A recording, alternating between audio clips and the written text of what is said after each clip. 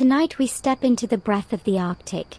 Your boots crunch against snow so fine it sounds like paper tearing, and the air itself feels like glass waiting to crack. The moon is low, pale as a coin half buried in frost. You pull your parka tight, though, honestly, you could wear every blanket in your house and still feel the kind of cold that makes your eyelashes freeze together. Out here, you're not just cold, you're humbled. The horizon stretches without mercy, and somewhere in that white infinity, life hides and waits. You're going to learn to see what Inuit hunters have seen for thousands of years, stories written in snow, invisible to anyone else. And, fair warning, you probably won't survive this without serious frostbite or at least a good story to exaggerate later. So, before you get comfortable, take a moment to like the video and subscribe, but only if you genuinely enjoy what I do here. Now, dim the lights, and let's ease into tonight's journey together. You trudge forward, breath clouding before your face, as if even the air wants to watch what happens next. The snow squeaks in protest beneath you, a high-pitched complaint that only Arctic powder makes. Inuit hunters have hundreds of words for snow, each describing a precise state: falling, melting, crusting, drifting. To you, it's just white stuff that ruins morning commutes. But to them, it's a full vocabulary: texture, temperature, time, even the moods of the land. A hunter reads snow like a historian reads parchment. Every mark matters. You crouch, brushing away the top layer of drift with your mitten. Beneath it, a thin crust gleams, smooth, firm, almost metallic. It tells you the wind was from the northwest last night, sharp and steady, sculpting hard ridges. You wouldn't have noticed that. You would have just said, "Cold again, here?" But for Inuit hunters, this crust means the snow is whispering directions: where prey walked, where it rested, where it might still be hiding. The Arctic, though, doesn't make anything easy. One misread indentation could send you following the shadow of a fox instead of a seal. Hunters learn this the hard way. They talk about the snow as if it's alive, like a trickster that shifts its language the moment you think you've learned it.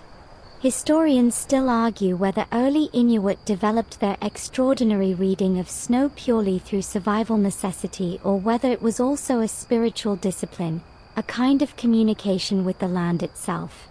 Either way, you're about to discover that snow remembers everything, and sometimes, it lies. You follow the faint suggestion of a trail, a few depressions so shallow they barely qualify as marks. To you, they are nothing.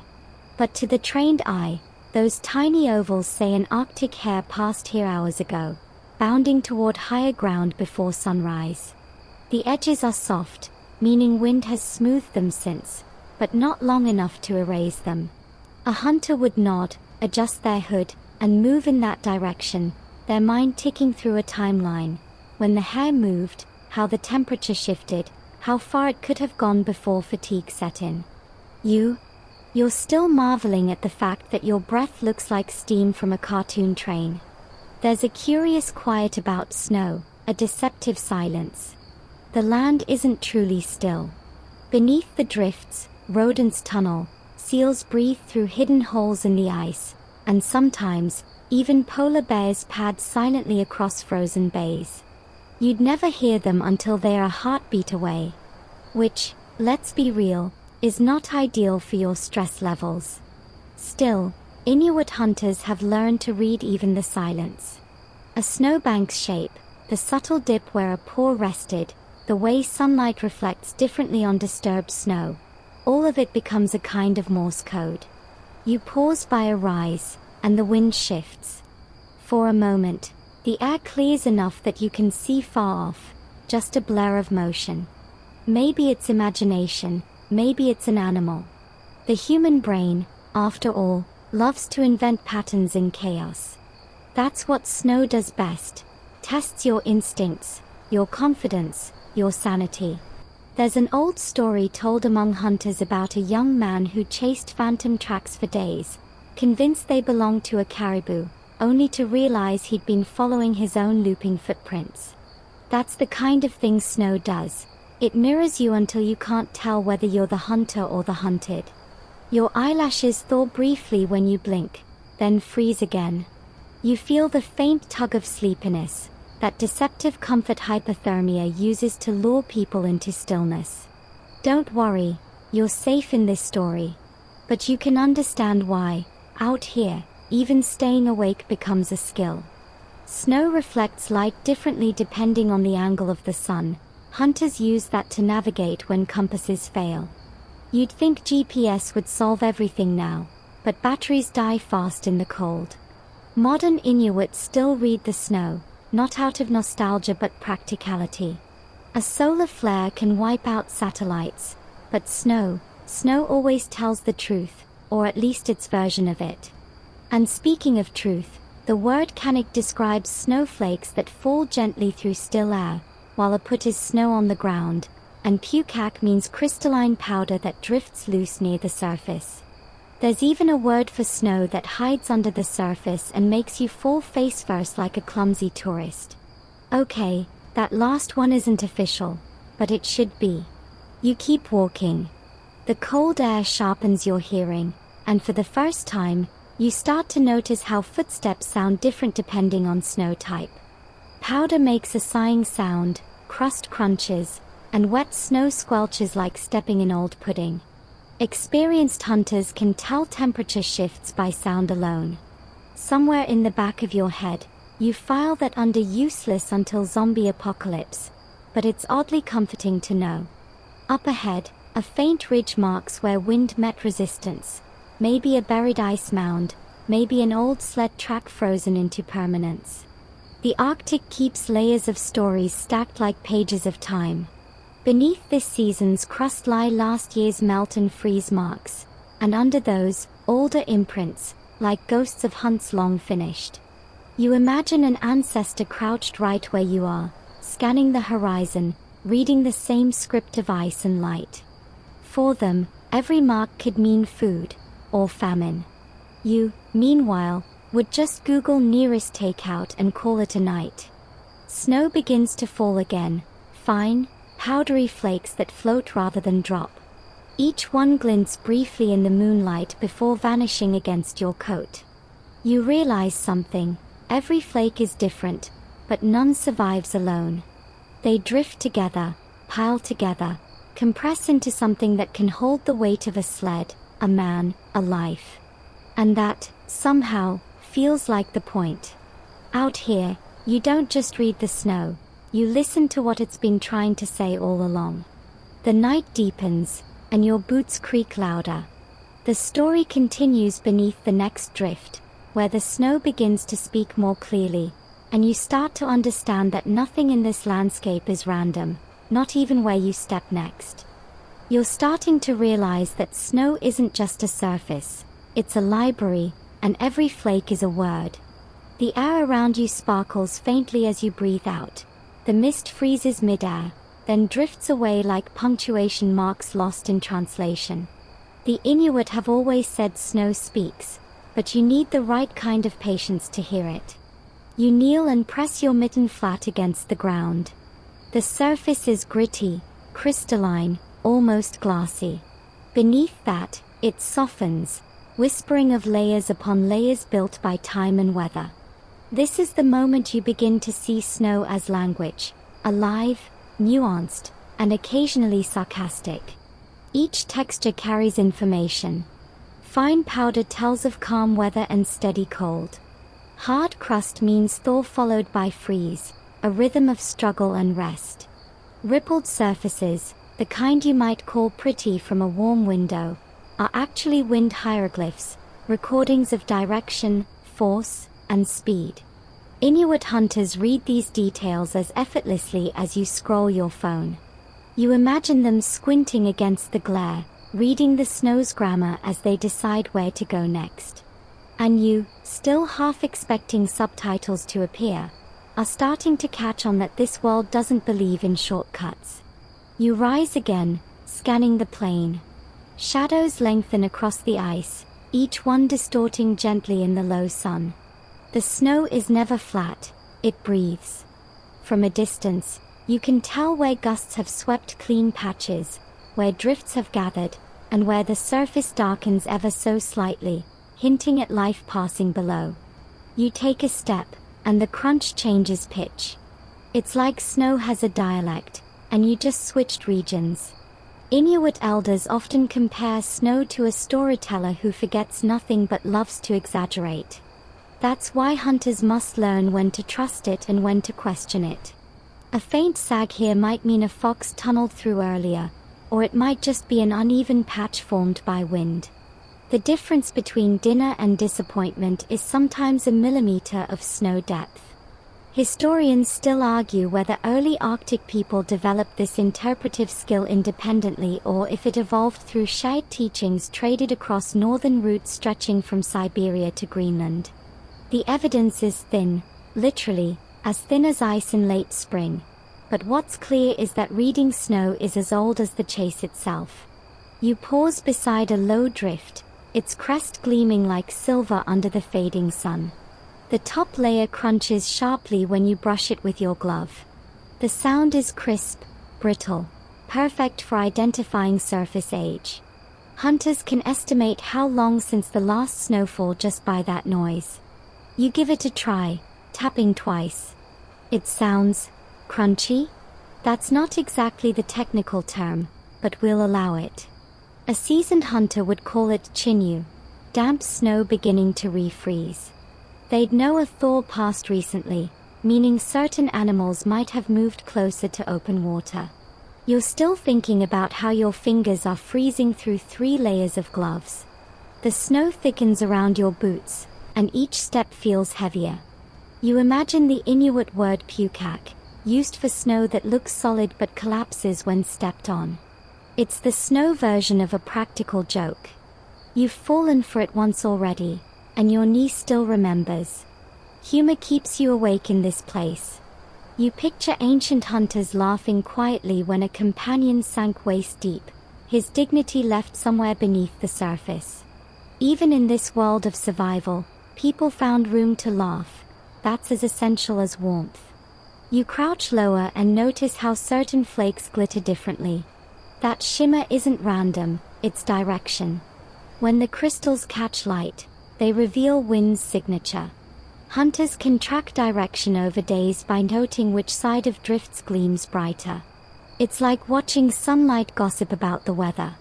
A modern meteorologist would nod approvingly, holding a tablet. An Inuit elder would just glance, grunt, and say, "It came from the south last night." Both would be right, but only one could find dinner because of it. It's strange how this all feels personal now. The snow reacts to your weight, reshapes itself around your boots, sighs under pressure. You're learning to read its mood. Soft and forgiving when calm, brittle and vengeful when the temperature drops fast. Hunters describe snow almost as a person, a companion and an adversary rolled into one. The idea might sound poetic until you realize it's also practical. If you treat snow like something alive, you pay attention, and paying attention keeps you breathing.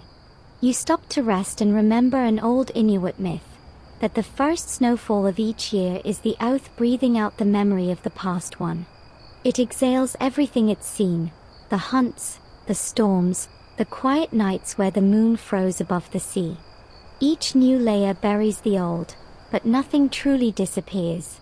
When you dig through snow, you're digging through time. It's basically a frosty version of your internet history, except you can't delete it. Somewhere behind you, the wind begins to change. It howls low, pushing powder into miniature storms. You shield your face and squint ahead, realizing that movement in the air reveals as much as the ground beneath your feet. Fine drifts snake across the surface, curling like smoke. They trace invisible paths animals might have taken hours earlier.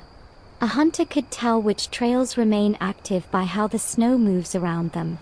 It's subtle, like reading lips in a blizzard. You catch a glint of ice off to your left, flat, stretched wide, reflecting pale gold from the low sun. That's sea ice, the hunting ground for seals. Snow behaves differently there, crisp at the surface but hollow underneath. Hunters learn to read that hollowness too. It tells where breathing holes might lie, where the ice might break, where death might wait if you're careless. And yes, that's your second reality check for the night. One wrong step and the Arctic doesn't argue, it just swallows. Still, you feel oddly calm. Maybe it's the rhythm of your breath syncing with the wind, or maybe it's the way everything here feels stripped down to truth. In this vast whiteness, small details matter more. The angle of a drift, the sparkle of frost on fur, the faint shift of tone when your boot lands. You're not just walking, you're reading. And for a moment, it feels like the land is reading you back.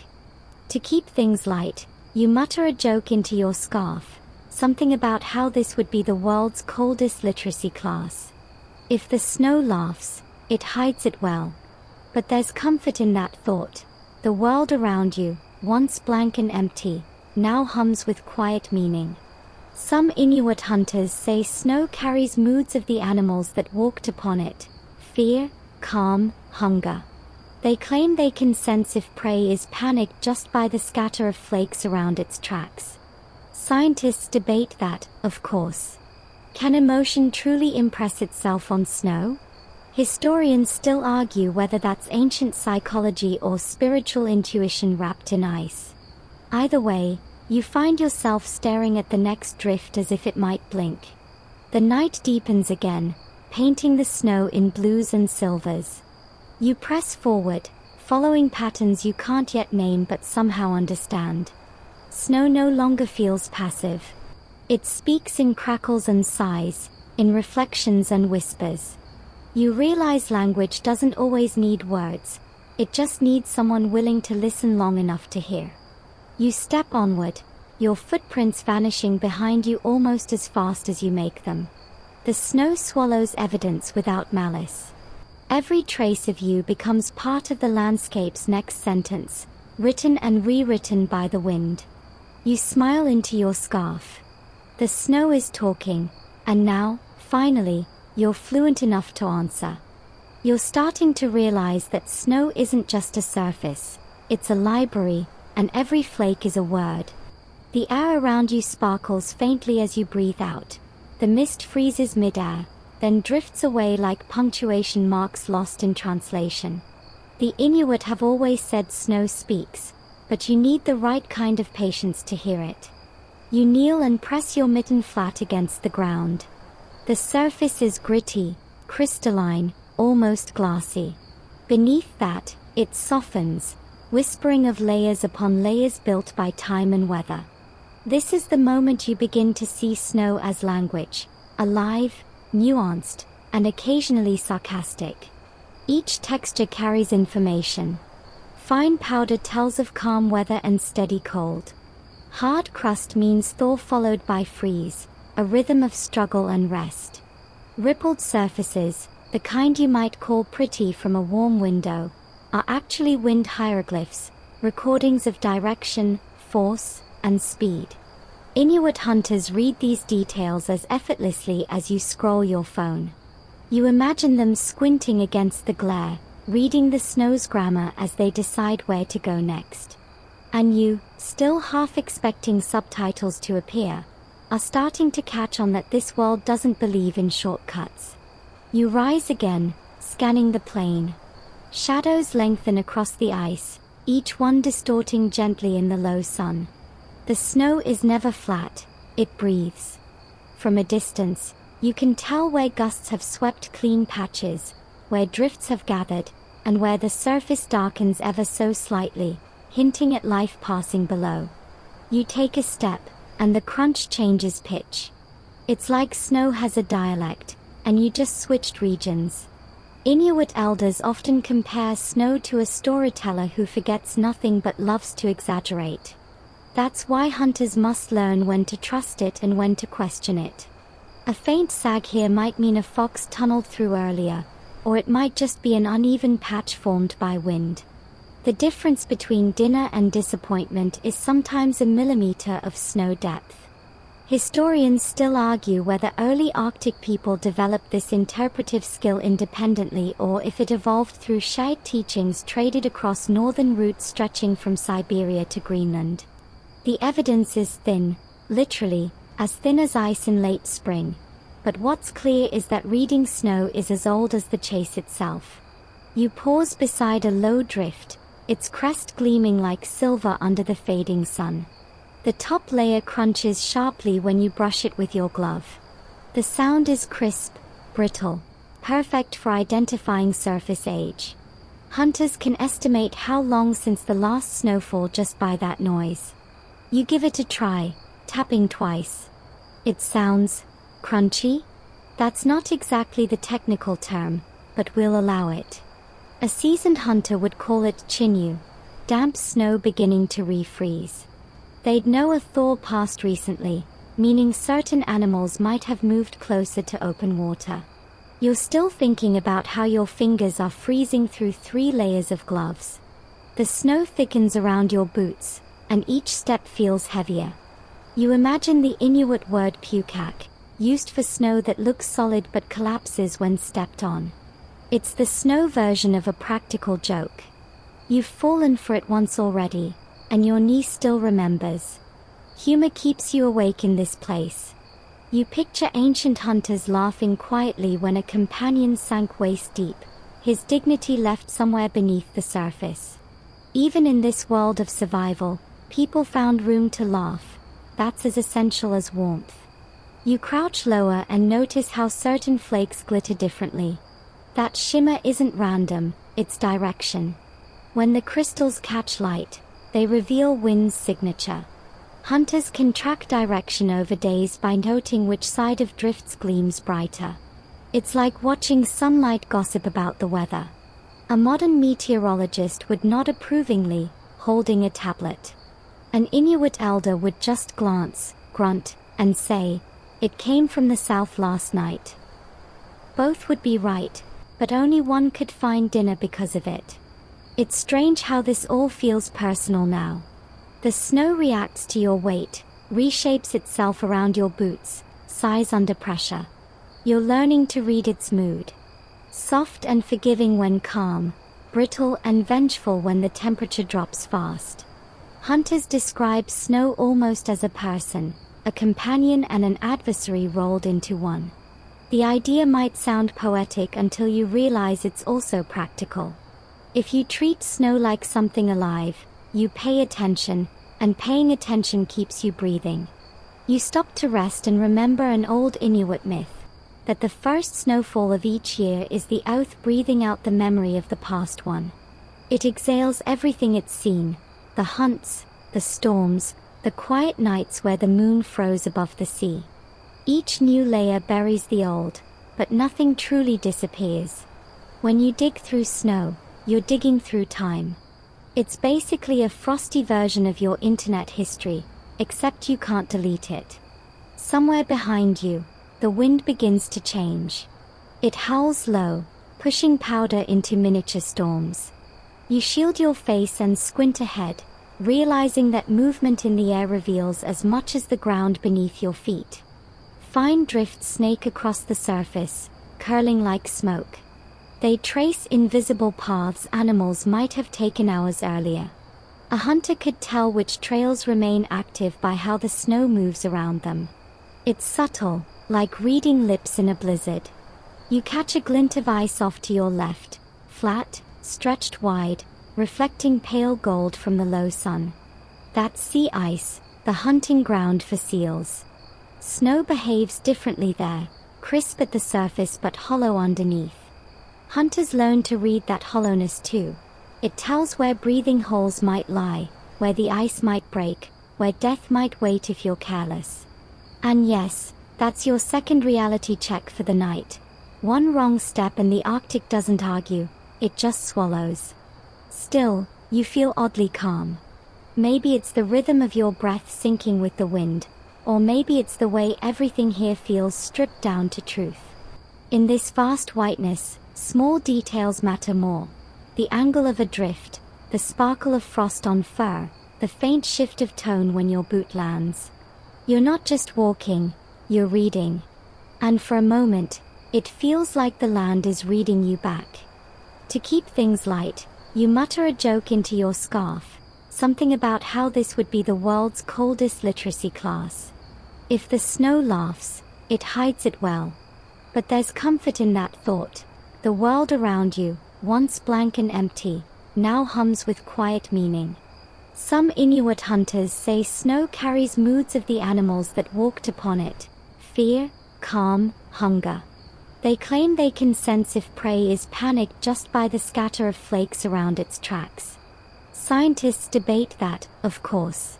Can emotion truly impress itself on snow? Historians still argue whether that's ancient psychology or spiritual intuition wrapped in ice. Either way, you find yourself staring at the next drift as if it might blink. The night deepens again, painting the snow in blues and silvers. You press forward, following patterns you can't yet name but somehow understand. Snow no longer feels passive.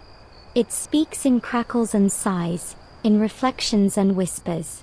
You realize language doesn't always need words, it just needs someone willing to listen long enough to hear. You step onward, your footprints vanishing behind you almost as fast as you make them. The snow swallows evidence without malice. Every trace of you becomes part of the landscape's next sentence, written and rewritten by the wind. You smile into your scarf. The snow is talking, and now, finally, you're fluent enough to answer. The wind starts to hum a low, steady tune as you walk, the kind that sneaks under your hood and rearranges your thoughts. You've begun to understand that here, the wind isn't just background noise, it's author and editor, sculptor and saboteur. It shapes everything, from the way the snow settles to how tracks survive. The Inuit say the wind has memory. You're starting to see why. The snow dunes around you rise and curve like sleeping whales, their surfaces carved by unseen hands. Every ridge, every smooth dip, is a paragraph written by air.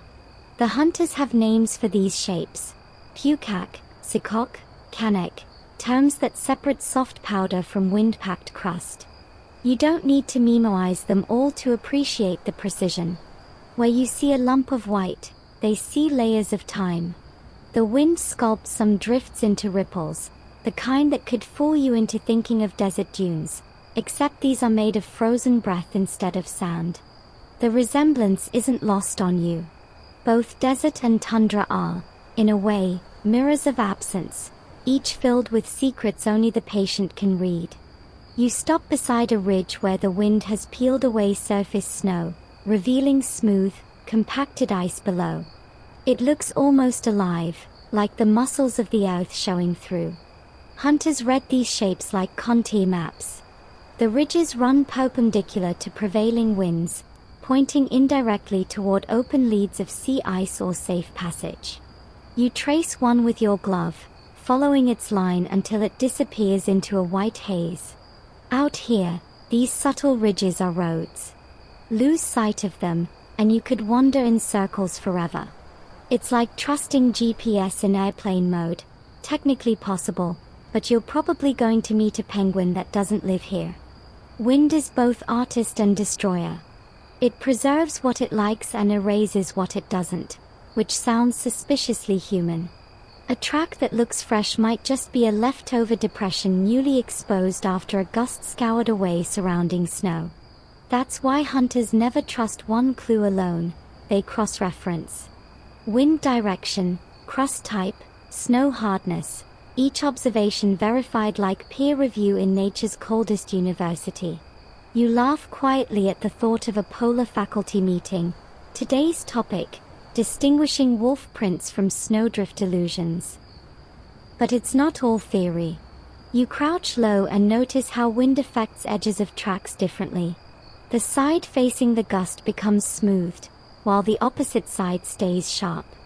From that alone, hunters can tell which direction the animal moved, even hours later. You test the trick, tracing the seal's earlier trail in your mind. Northwest wind, sharper edge southeast. Yes, the seal moved that way. You grin, realizing you just passed Snow Reading 101. Still, wind doesn't just move snow, it carries stories. Hunters can often smell the change before they see it. The faint shift when snow begins to taste like salt or iron, hinting that a storm brews offshore. There's an old tale of an Inuit elder who could predict weather 3 days ahead by licking snow. You're not about to test that, but you have to admit, as hobbies go, it's more useful than online astrology. Scientists might roll their eyes, but recent meteorological studies show snow chemistry does change with atmospheric fronts. So, maybe Grandpa wasn't guessing after all. You stand again, the horizon a blur of gold and violet. The wind picks up, throwing fine powder sideways. For a moment, it's like you're walking through fog made of diamonds. The light dances off every flake, and your eyes sting with cold. Hunters squint against this glare, reading more by peripheral vision than direct gaze. You try it, lowering your eyes, catching motion at the edges. The world sharpens. You realize snow and wind together create illusions meant to confuse outsiders. The Inuit call these moments sila, when the weather seems to test your focus.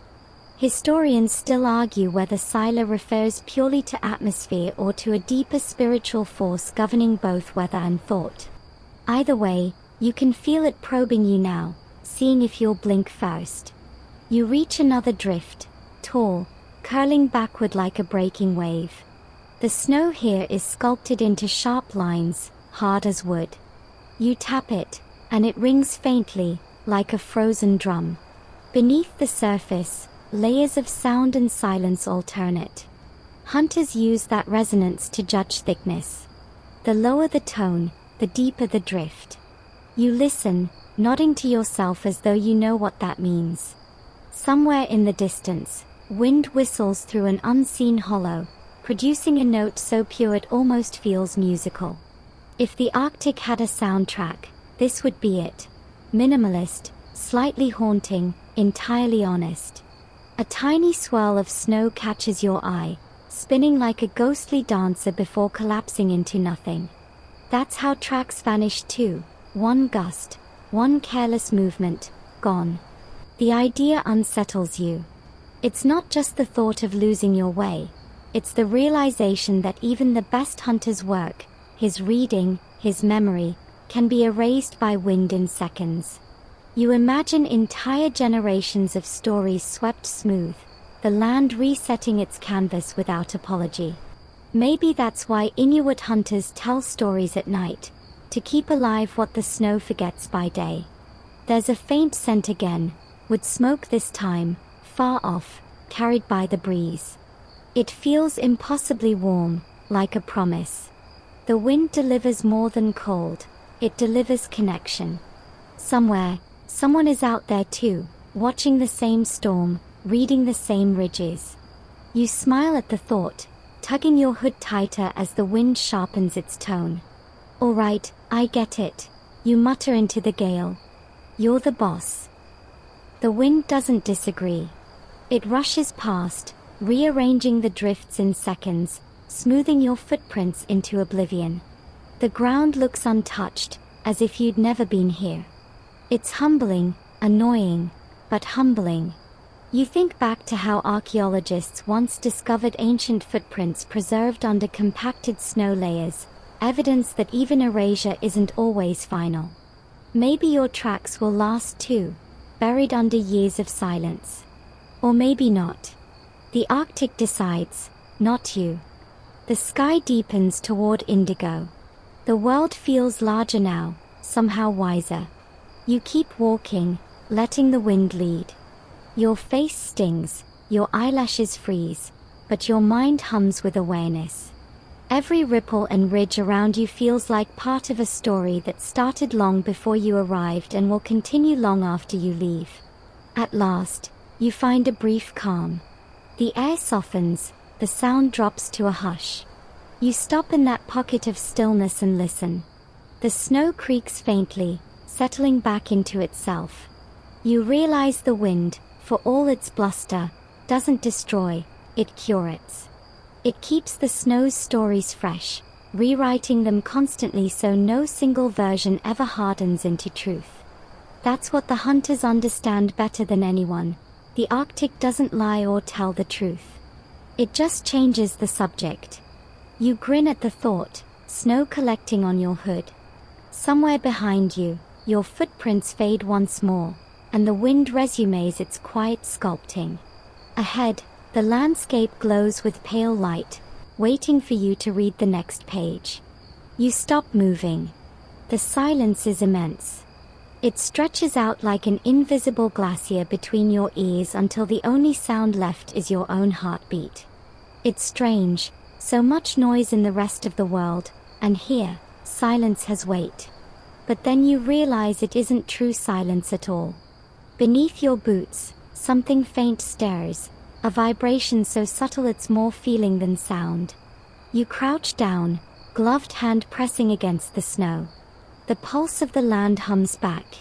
You're listening beneath silence now, the way Inuit hunters do when words and sight are useless. The snow becomes an amplifier. Through it, the world whispers, tiny tremors, shifting ice, distant movement.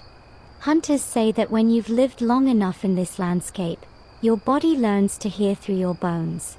That might sound poetic, but there's a real science behind it. Vibrations travel faster and farther through snow and ice than through air. Long before anyone owned a stethoscope, Arctic hunters were using their bodies as instruments of detection. You, however, just feel your knees getting numb. You stay still anyway. The longer you wait, the more you sense. The deep thud of shifting ice, like the heartbeat of the earth. A faint scratching vibration that could be an Arctic fox under the crust. Then, softer still, a pulse in rhythm, irregular, deliberate. You think seal again, moving through the water channels beneath the ice. You can't see it, but the snow tells you something's alive down there. And somehow, that's enough. The Inuit have a word, Chillalukit, meaning the places where the belugas sing. They say under the right ice, when the wind stills and the temperature holds steady, you can hear whales echoing through the frozen sea. To a hunter, sound isn't just information, it's orientation. Each tone bounces, each resonance travels, letting them judge distance to water or prey. You lean your ear close to the crust. You hear nothing at first, then a long, low hum like the world inhaling. Maybe it's imagination. Maybe it's something bigger. Historians still argue whether traditional Inuit sound detection was purely practiced skill or whether it carried an element of intuition, a tuning into nature so deep it defies measurement. Either way, you're hearing what most people never will. The snow becomes a drum, the ice its skin, and you the hesitant musician learning to keep time with ancient rhythms. You push gently against the crust, feeling the different textures beneath. There's compact snow, then a softer layer, then a strange hollow space that echoes slightly. Hunters probe with spears or staffs, testing for hollowness that reveals water channels below. You realize the snow has depth and personality as much as form. It holds voices stacked like harmonies. The softest whispers come from the youngest layers, the deeper murmurs from the old ones buried underneath. It's a frozen choir of time. A faint wind returns, carrying an edge of cold so sharp it cuts thought itself. You turn your head, listening to how the tone of the air changes. It's lower now, stretched and mournful, like the sky sighing. In the Arctic, sound bends. Temperature layers cause refraction. Sometimes you'll hear something miles away as if it's right next to you. Imagine thinking you're safe and then realizing that nearby crack was a bay 2 kilometers off. Comforting thought, right? You smirk despite yourself. That's the third joke the land's pulled tonight, and you're keeping count. There's an Inuit saying that laughter keeps frostbite away, though, technically, it's body heat, but who's checking? Humor, like sound, travels fast through cold. You shift your weight and feel the snow compress again. There's that soft squeak, high and quick. You realize that different snow types make different noises underfoot. Pick Serpox snow, fine drifting powder, whispers, matsock, fresh wet snow, squelches like soggy bread, and Sikok, wind-packed crust, gives that signature squeak you've been hearing. To a hunter, those sounds describe conditions, how hard the ground is, how noise might carry, whether it's safe to approach prey unseen. You realize you've been broadcasting your presence like a radio tower this entire time. You start walking more carefully, rolling your feet instead of stomping. The sound softens. You grin. Look at you, sneaky Arctic ninja. In this silence, even the faintest crunch feels like thunder.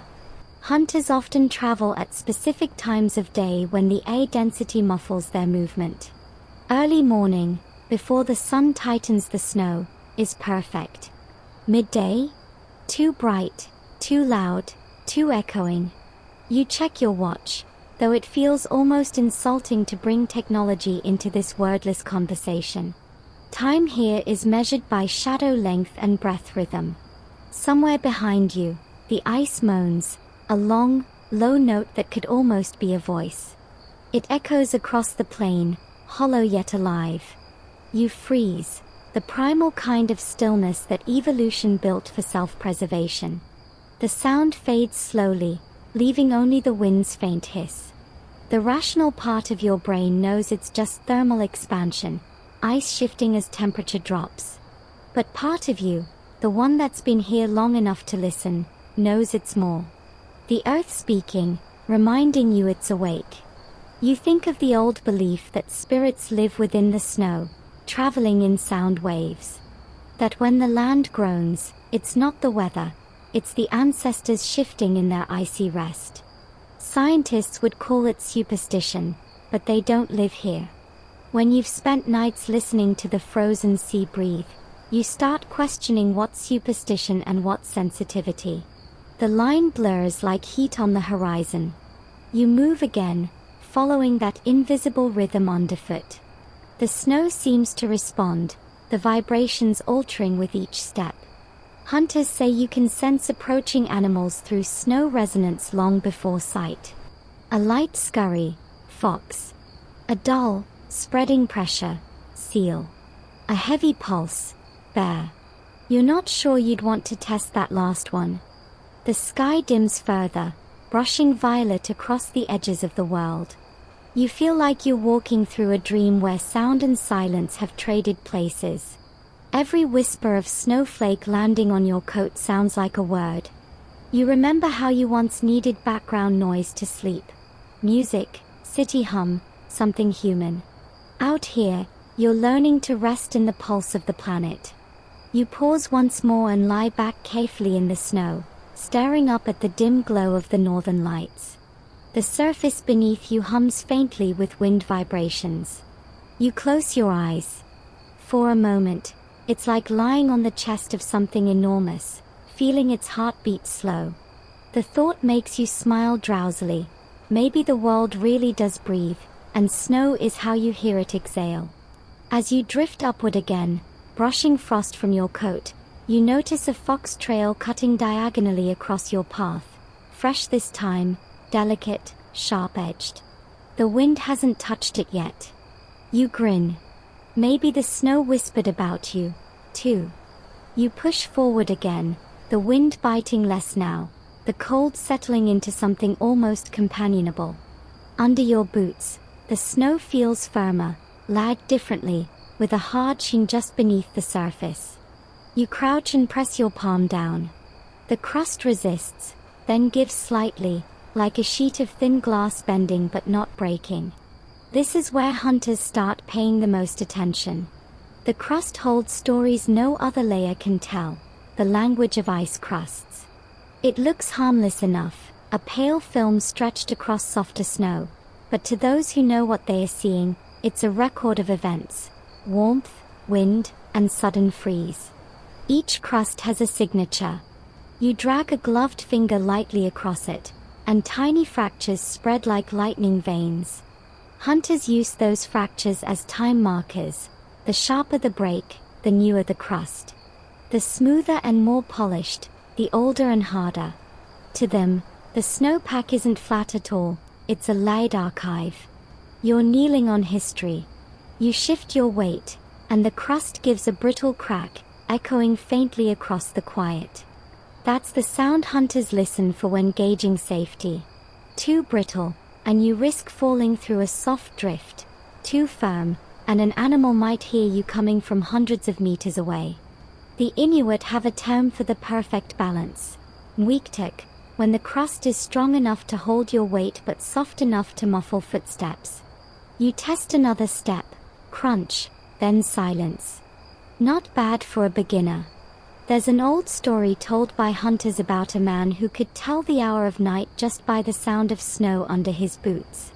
He claimed the colder it was, the higher the pitch. Scientists later confirmed that snow crystals vibrate differently depending on temperature. The Arctic may be silent, but it's full of frequencies waiting for someone to listen.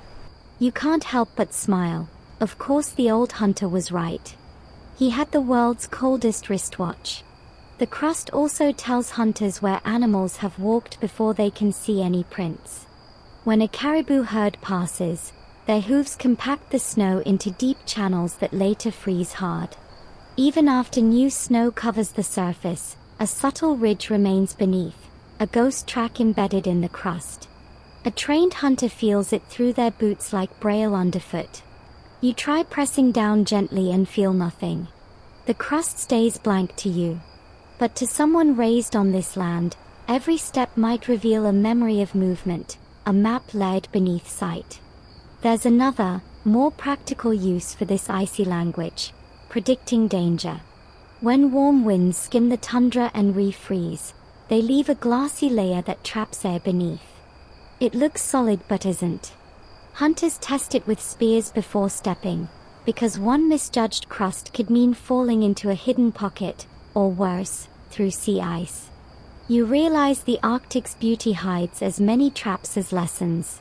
It's like scrolling social media, shiny, addictive, occasionally fatal. The wind shifts again, brushing a wave of powder across the surface. Tiny crystals roll and clink like miniature beads, gathering in hollows. Hunters pay attention to that too. Where snow collects, where it slides, how the crust bends.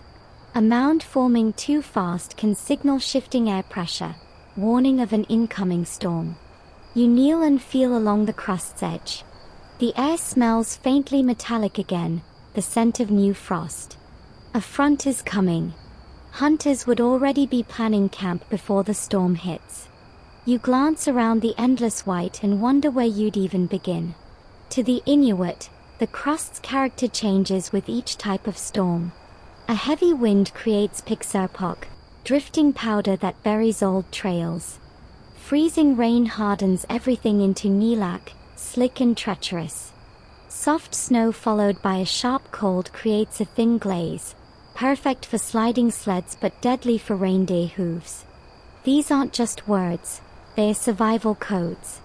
You can tell a lot about a culture by how many ways it describes its environment. The rest of us just say, I see. You walk again, trying to identify layers beneath each step. Your boot hits soft snow, then something firmer, then crunches through another crust. The sound sequence, soft, sharp, hollow, becomes a rhythm. Hunters know that rhythm instinctively. When dogs pull sleds, they listen too.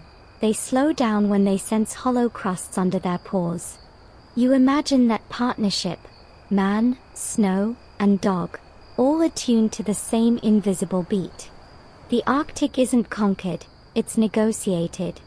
You pause to catch your breath, exhaling white clouds. The cold gnaws lightly at your cheeks, but you hardly notice now. The crust glimmers faintly under a half-moon rising low on the horizon. It's not flat light, it's angled, catching ridges and highlighting fine cracks like veins of silver.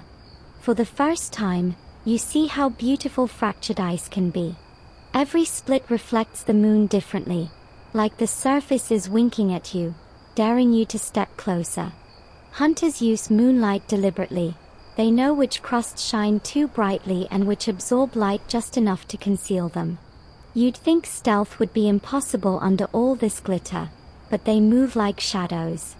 It's all about knowing where light hits soft and where it flares hard.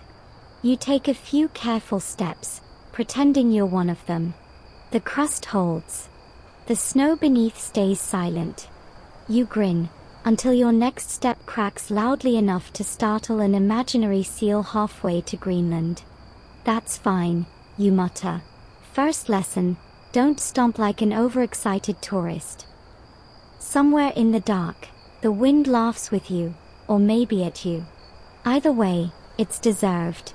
A curious fact floats up in your memory.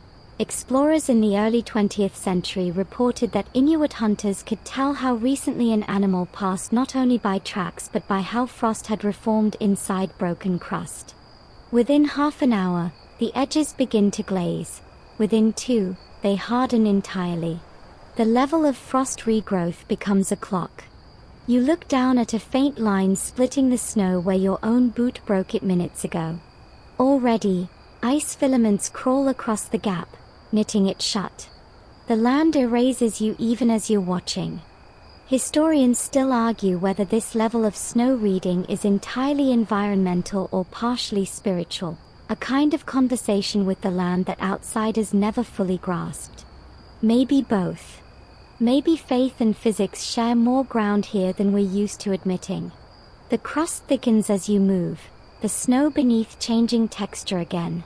You feel a strange kind of trust forming, the way you might feel toward a guide who's been silent the entire trip but keeps saving your life with small gestures.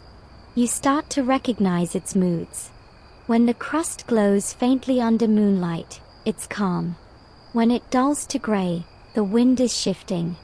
When it hums softly underfoot, something below is moving. And then you hear it, a faint, high-pitched chirp, almost like a squeaky hinge. Not from you, not from the air. From the snow itself. The crust has started to contract as temperatures drop rapidly. Hunters say this sound is the oath singing shut for the night. You crouch again, listening. The squeaks fade into stillness. Everything around you tightens, cools, hardens. You whisper, "Good night, snow," half joking, half reverent. The crust holds your words, then absorbs them like breath.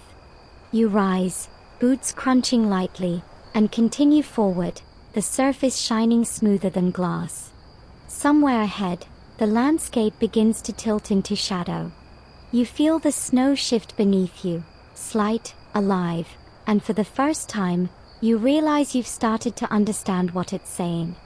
The light begins to tilt, slowly at first, then in wide, slanted strokes that stretch across the snow like fading brush marks. The sun drops lower on the horizon, painting everything in pale gold that almost looks warm. Almost. You know better by now. The temperature drops with the light, and soon your breath turns into a mist that seems to hang in midair. It's that strange Arctic hour when day and night overlap, when the land becomes all shadow and reflection. This is where shadow maps appear, and hunters read them the way others read road signs. You squint into the distance, watching how the snow changes color as the light fades. Flat white becomes streaked silver, then soft gray-blue, then violet where the crust catches the last glow. Every ridge and drift grows taller, sharper. Shadows stretch long and thin, exaggerating every contour. For most travelers, this is when the Arctic becomes most confusing, a trickster world where flat ground looks hilly and deep gullies disappear into brightness. But for Inuit hunters, dusk is a teacher. The changing shadows reveal what daylight hides. You crouch beside a low drift, tracing how its edge glows brighter on one side. That line of light tells direction: sunset to your left, open sea somewhere beyond the darkness ahead. Hunters can navigate entire routes by the tone of shadow alone. One described it once as following the color of the cold. You think that's probably the most poetic GPS ever invented. But there's more to it than navigation. At dusk, animal tracks change shape. The soft, angled light deepens each indentation, making prints easier to see, but it also distorts them. The shadows stretch the toes of a fox print until it looks like a wolf's. The round impression of a seal becomes an oval, sometimes mistaken for a dog's. Hunters know how to correct for that distortion instinctively, by moving their head side to side, watching how the shadow contracts and expands. You try it, wobbling like someone inspecting sidewalk art. You don't look elegant, but the shape of the print sharpens before your eyes. Not bad. The light keeps dropping, the snow reflecting more sky than sun now. You realize that every color has faded except blue and white. Even the air seems tinted. Your shadow lengthens absurdly, stretching half a football field ahead of you. You wave your arm, and it looks like the world waves back. Somewhere in that motion, you understand why hunters call dusk the mirror hour. The land doesn't just show you the way, it shows you yourself, stretched and strange. There's a historical account from an early explorer, Knud Rasmussen, the Danish Greenlandic ethnographer, who once wrote that Inuit hunters preferred setting out at dusk because the world becomes readable. He meant that the contrast makes trails and texture visible in ways flat daylight can't. You think about that as you move along, boots sinking lightly into the soft layer. Under the orange rim of sky, each track looks deliberate, almost carved. The animals seem to have written their presence into the landscape with deliberate penmanship. And then, of course, there's the opposite effect, the optical illusions that turn shadows into lies. A low ridge can appear as a deep hollow. A flat plain might look like a steep slope. This isn't just a hazard for amateurs. Even seasoned hunters sometimes misread the land under certain angles of light. That's why they rely on feel as much as sight. You try it, eyes half closed, walking by sense of balance, letting your boots tell you what's uphill or down. Surprisingly, it works better than staring. You realize your feet know more than your brain wants to admit.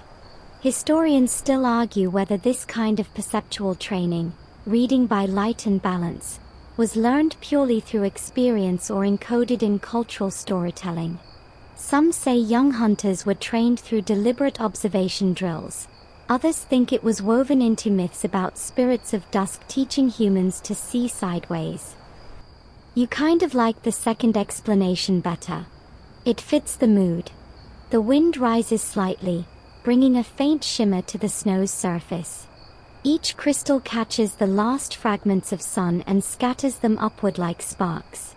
You find yourself blinking at the brightness. It's not sunlight exactly, but a cold phosphorescence born of ice.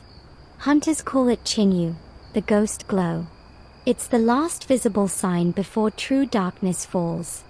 You watch it fade, and in its place, deeper blues flood the land until you can barely distinguish the horizon. You realize your own shadow has vanished. For a brief moment, it's disorienting, like you've lost a companion. You feel smaller without it. The snow reflects your outline faintly, but not enough to feel real. You laugh quietly, the sound muffled. Congratulations, you murmur to no one in particular. You've successfully misplaced yourself. Joke number 1 for this leg of the journey: self-deprecation, the most reliable Arctic survival skill. You keep moving, guided now by indirect light from the moon rising over the eastern edge. Its glow slides gently across the crust, turning it into glass. You notice that every tiny dip and ridge throws a different kind of shadow, some soft-edged and round, others sharp and knife-like. Hunters say these shapes tell what kind of snow lies beneath. Round shadows mean powder below, sharp ones, compact layers. You test the theory with your pull. Sure enough, the soft shadow drift collapses under pressure, while the sharp one holds firm. Nature's version of an X-ray. But there's another layer to these shadows, literally. The crust refracts moonlight differently depending on the angle. so some tracks shine from within. When you look closely, you can see faint glimmers inside certain paw prints, like captured stars. Hunters say those are the warm prints, the ones made moments ago when the animal's body heat still lingers. You reach down, hover your gloved hand over one. The snow is still faintly soft at the center. Something moved through here not long ago. The crust even whispers faintly under your touch. You glance around instinctively, though you know you'd never spot it in this dimness. Whatever made that track is already watching you from somewhere unseen. There's an old belief that dusk makes boundaries thin, not just between light and dark, but between worlds. That's when spirits cross over, and when animals seem half-shadow themselves. You remember a story told by an elder, a hunter who followed what he thought were fox tracks at dusk, only to realize they led in impossible directions, looping uphill against gravity, vanishing under solid ice. He stopped, turned back, and found his own tracks gone. Some say it was just snow drift and trick light. Others, less skeptical, shrug and say, it was dusk. You pull your hood tighter and move on, more aware now of the surreal edge between vision and imagination. The snow gleams softly ahead, catching just enough moonlight to keep you walking. It feels both infinite and intimate, like the world has shrunk to the circle of your breath. A shape catches your eye, a long, thin shadow stretching where no mound exists. You stare for a moment, and it shifts, disappears. Probably nothing. Or maybe something. You shake it off, reminding yourself that even the most rational explorers wrote of seeing strange figures at dusk, half-born from tired eyes and overexposed nerves. Still, it makes you walk faster. After a while, your vision adjusts fully to the blue darkness. You start noticing patterns again, the repeating arcs of fox tracks, the deeper hollows of caribou hooves, the gentle wave marks left by drifting powder. Each one has its own shadow behavior. The longer you watch, the clearer the rhythm becomes, a moving text that only appears at the edge of night.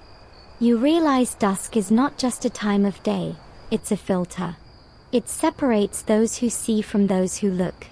When you finally stop to rest, the horizon is gone, swallowed by deep indigo. Above you, the stars are sharp and still. The snow reflects them faintly, as if the sky has come down to rest on the ground. You sit back, feeling the crust hum under you in the cold. You think, maybe this is what hunters mean when they say the land listens back. You've spent all this time learning to read snow, but somewhere along the way, it started reading you too. The air grows sharper now, drier, and the snow begins to speak in subtler ways. You start noticing how your breath hovers above the surface, forming tiny clouds that drift down, vanish, and reappear as frost crystals clinging to your scarf. The world has turned completely blue and white, two colors, infinite meanings. Beneath your boots, the crust feels solid again, and the temperature holds steady. This is when hunters tune their senses for the faintest, most fleeting clues of all, the warmth beneath frost. You stop moving and crouch down again. There, on the surface, a single paw print shines slightly darker than the rest, its edges rounded, soft, the snow within it damp rather than crisp. You touch it lightly with your glove, and though you can't feel heat exactly, there's a difference. The snow gives under your finger instead of crunching. That means this track is fresh, minutes old, maybe less. The hunter in you grins. The detective has caught the trail while it's still alive. Inuit hunters can estimate time by these tiny warmth gradients. The body heat of an animal seeps into snow differently depending on its size, fur, and even emotional state. A frightened hare leaves sharper, deeper prints than a calm one. A fox on the move barely leaves warmth at all. You start imagining the invisible thermography of this frozen world, little heat signatures dissolving like ghosts. You lean closer to the track, noticing a faint halo of tiny frost beads forming around its rim. That's snow sublimating, evaporating under residual heat. You breathe out gently over it, and the crystals sparkle in response. It's so delicate, so quick, like watching time fade in real motion. Hunters don't just look, they listen to the tempo of melting. You hear a faint hiss as ice vapor meets air. It's the kind of sound you could mistake for silence if you weren't paying attention. It's a strange skill, this reading of warmth. You can't see it directly, and yet it shapes everything. An experienced hunter can follow a trail that's technically invisible, guided only by how snow feels slightly softer, slightly moister where something alive passed recently. Modern thermal cameras can do it instantly, sure, but they don't tell you how it feels. Technology can't describe the sensation of a living heartbeat echoing through frozen ground. Here's a historical fact that feels like myth. In the late 1800s, explorers in Nunavut wrote about Inuit guides who could follow a seal's underwater path purely by reading the frost pattern around breathing holes. The heat of the seal's exhalation created minute rings of crystallization, barely visible, but perfectly distinct. The explorers thought it was sorcery. Later, scientists proved it was physics. Turns out, what looks like magic often just means someone's been paying attention longer than you. You shift your gaze back to the paw prints. The spacing between them is even, an animal moving at a calm trot. Probably a fox again, maybe heading back toward its den before full dark. You follow for a few meters, noticing how each impression gradually sharpens as the residual heat disappears. It's like watching the creature turn from warm blood to memory. You realize how fragile that transformation is, the moment when life becomes trace. A whisper of wind sweeps across the crust, stirring loose powder over the trail. Within seconds, half the prints are gone. You sigh softly. So much for forensic evidence, you mutter, earning yourself joke number 1 of this stretch. Out here, even nature's crime scenes don't stay open long. You stop again, spotting something unusual, a small hollow where the snow has melted slightly deeper, almost circular, like a thumbprint pressed into frosting. At the center, faint lines of frost radiate outward. Hunters recognize this instantly, the resting spot of a small animal, likely a hare. Its body heat had cooled just long enough to melt the first few millimeters of snow before it hopped away.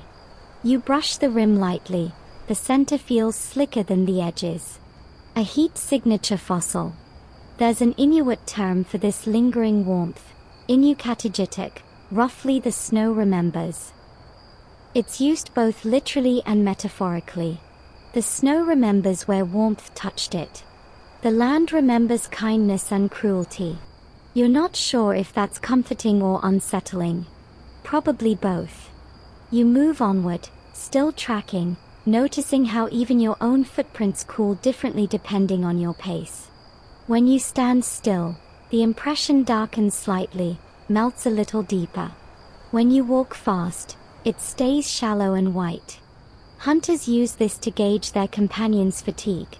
A deep, wet footprint means tiredness, a shallow one means alertness. Snow as health monitor. Somewhere, a smartwatch just got insecure. A faint scent drifts through the air, musky, faintly sweet. You freeze, realizing that warmth isn't only something you feel, it's something you smell. Heated snow releases trapped scents, fair oils, breath vapor, traces of soil from an animal's paws. You kneel again and catch another whiff. Definitely fox. You follow the direction it leads, cautious but curious. The tracks veer toward a small rise, half-shadowed. Up close, the crust changes texture, smoother, with faint circular scuffs. The fox had stopped here, maybe sat down, maybe listened. You can almost picture it, tail curled, breath fogging, ears twitching at distant sound. The warmth beneath its body would have sunk a few centimeters deep, insulated by fur. Hunters sometimes test such spots with their bare hands, feeling for heat. You try through your glove, And even now, long after it's gone, the snow feels different, less brittle, more pliant. Historians still argue whether these sensory reading skills were developed primarily through necessity or ritual. Some researchers think the ability to read warmth emerged from spiritual observation, seeing snow as alive, responsive. Others insist it's simply honed practice. You suspect both are right.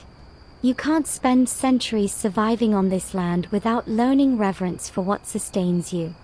The wind eases, and a stillness settles over everything again. You find yourself whispering without knowing why. The world has become intimate, like a room where someone's just stepped out. The snow under you still carries the shape of life. You wonder how many moments of warmth you've left behind that the earth remembers. Then you catch sight of something glowing faintly ahead, not light exactly, but a shimmer where frost reflects the aurora overhead. The northern lights have begun again, faint ribbons of green brushing across the sky. Their reflection wavers across the snow, landing right over a fresh set of prints. You walk closer, mesmerized. The light seems to pulse with the shape of the tracks, as if the fox's trail still breathes. You laugh quietly. Show off, you whisper to the sky. Joke number 2. Because the universe seems to enjoy flaunting its art skills. You follow the trail until it ends at a cluster of wind-sculpted ridges. The snow here has hardened into thin plates, shimmering like porcelain. No more warmth, no more tracks. Just the aftermath, a reminder that in this place, everything fades quickly except the cold. You stand still for a while, feeling your own heat seep into the ground. It's odd, knowing the snow is now memoizing you. There's a kind of peace in that, knowing that warmth and frost are constantly trading places, like breath and silence. Hunters understand it instinctively.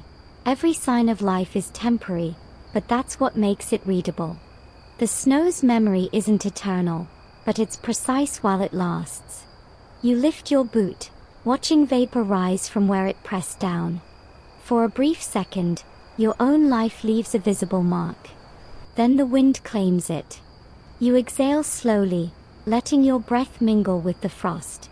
All right, you murmur, your turn to remember me. And the snow, indifferent and kind, accepts. The horizon blurs again, and as you move forward, the night grows heavier. The air thickens with that faint metallic tang that always precedes deep cold. Somewhere behind you, the wind smooths over your trail, stitching your footprints shut as if erasing a sentence mid-word. Ahead, a pale glint slides into view, sled runners catching moonlight, a thin arc of steel whispering across the crust. For the first time, you're not walking alone. You fall into pace beside 2 hunters guiding a wooden sled. Their dogs move in practiced silence, paws falling so lightly they barely leave marks.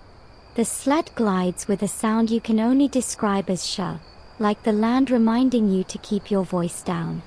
You realize the dogs and men are reading the snow too, not just for tracks, but for direction. Every ridge, every shine of frost is a map, and they know how to read it without looking down. The elder at the front nods toward the horizon. "Old trail," he says, voice low and unhurried. You follow his gaze and see nothing at first, just smooth, featureless snow stretching forever. But then, your eyes adjust. There, faint and subtle, runs a long, linear depression, not quite a trench, not quite a shadow. A sled path. You step closer and feel how the snow dips in perfect rhythm, the crust compressed but frozen hard again. This, the elder says, was from last winter. He presses a gloved hand against the indentation. Snow remembers the runners. You've heard that before, how trails persist invisibly under new layers, their shapes carried forward season after season. Hunters call them silasakit, the memory lines of the land. Following them isn't nostalgia, it's navigation. You walk beside the sled as it glides over that ghost road. Each bump and groove feels deliberate, like reading Braille at high speed. Hunters use these residual patterns to find routes when visibility drops. Even under snowdrifts, the subtle firmness beneath betrays an old path. You try to imagine doing this in a whiteout, when the world becomes a spinning blur of identical light. They would keep moving calmly, feeling direction through pressure and sound, the sled song against the snow telling them whether they are veering left or right. There's a historical account from 1912 describing exactly this. Inuit hunters in Baffin Bay navigating during a blizzard by listening to the pitch of the sled runners. A higher note meant thinner snow, a lower one meant soft drifts. Adjustments were made accordingly, like tuning an instrument mid-concert. You try to picture it, the land as orchestra, sled as violin bow, human hearing as compass. The younger hunter beside you grins suddenly. "You listen too much," he says. "Sometimes you feel." He taps his boot twice against the crust. "See?" it answers. You try it, tap, tap, and the snow gives a slightly hollow echo. "Hard underneath," he says. "Good way." You nod, pretending you completely understood that exchange, but you really just like that the snow talked back. As the sled glides onward, you notice how the snow surface changes under the dog's paws. In some places, the powder scatters in little bursts. In others, it clings and shines. The hunters seem to register every change, adjusting pace, shifting their weight without a word. It's like watching a conversation between humans, dogs, and snow where everyone knows their line except you. Then you hit a stretch where the snow gleams faintly green, the aurora's reflection again. The elder points his chin toward it. "Good snow," he murmurs. You look confused. He explains, "Light shows hard crust. Easier pulling." You realize the sky itself becomes part of navigation, casting clues downward. The snow mirrors everything: stars, moon, light from the hunter's lamps, even their breath when it catches the right angle. The ground here isn't just terrain, it's a screen projecting the universe. The dogs slow, then stop near a low ridge. One barks once, tail flicking. The elder kneels, brushing away loose powder. Beneath lies a series of rounded indentations, old sled marks, frozen solid. He smiles faintly.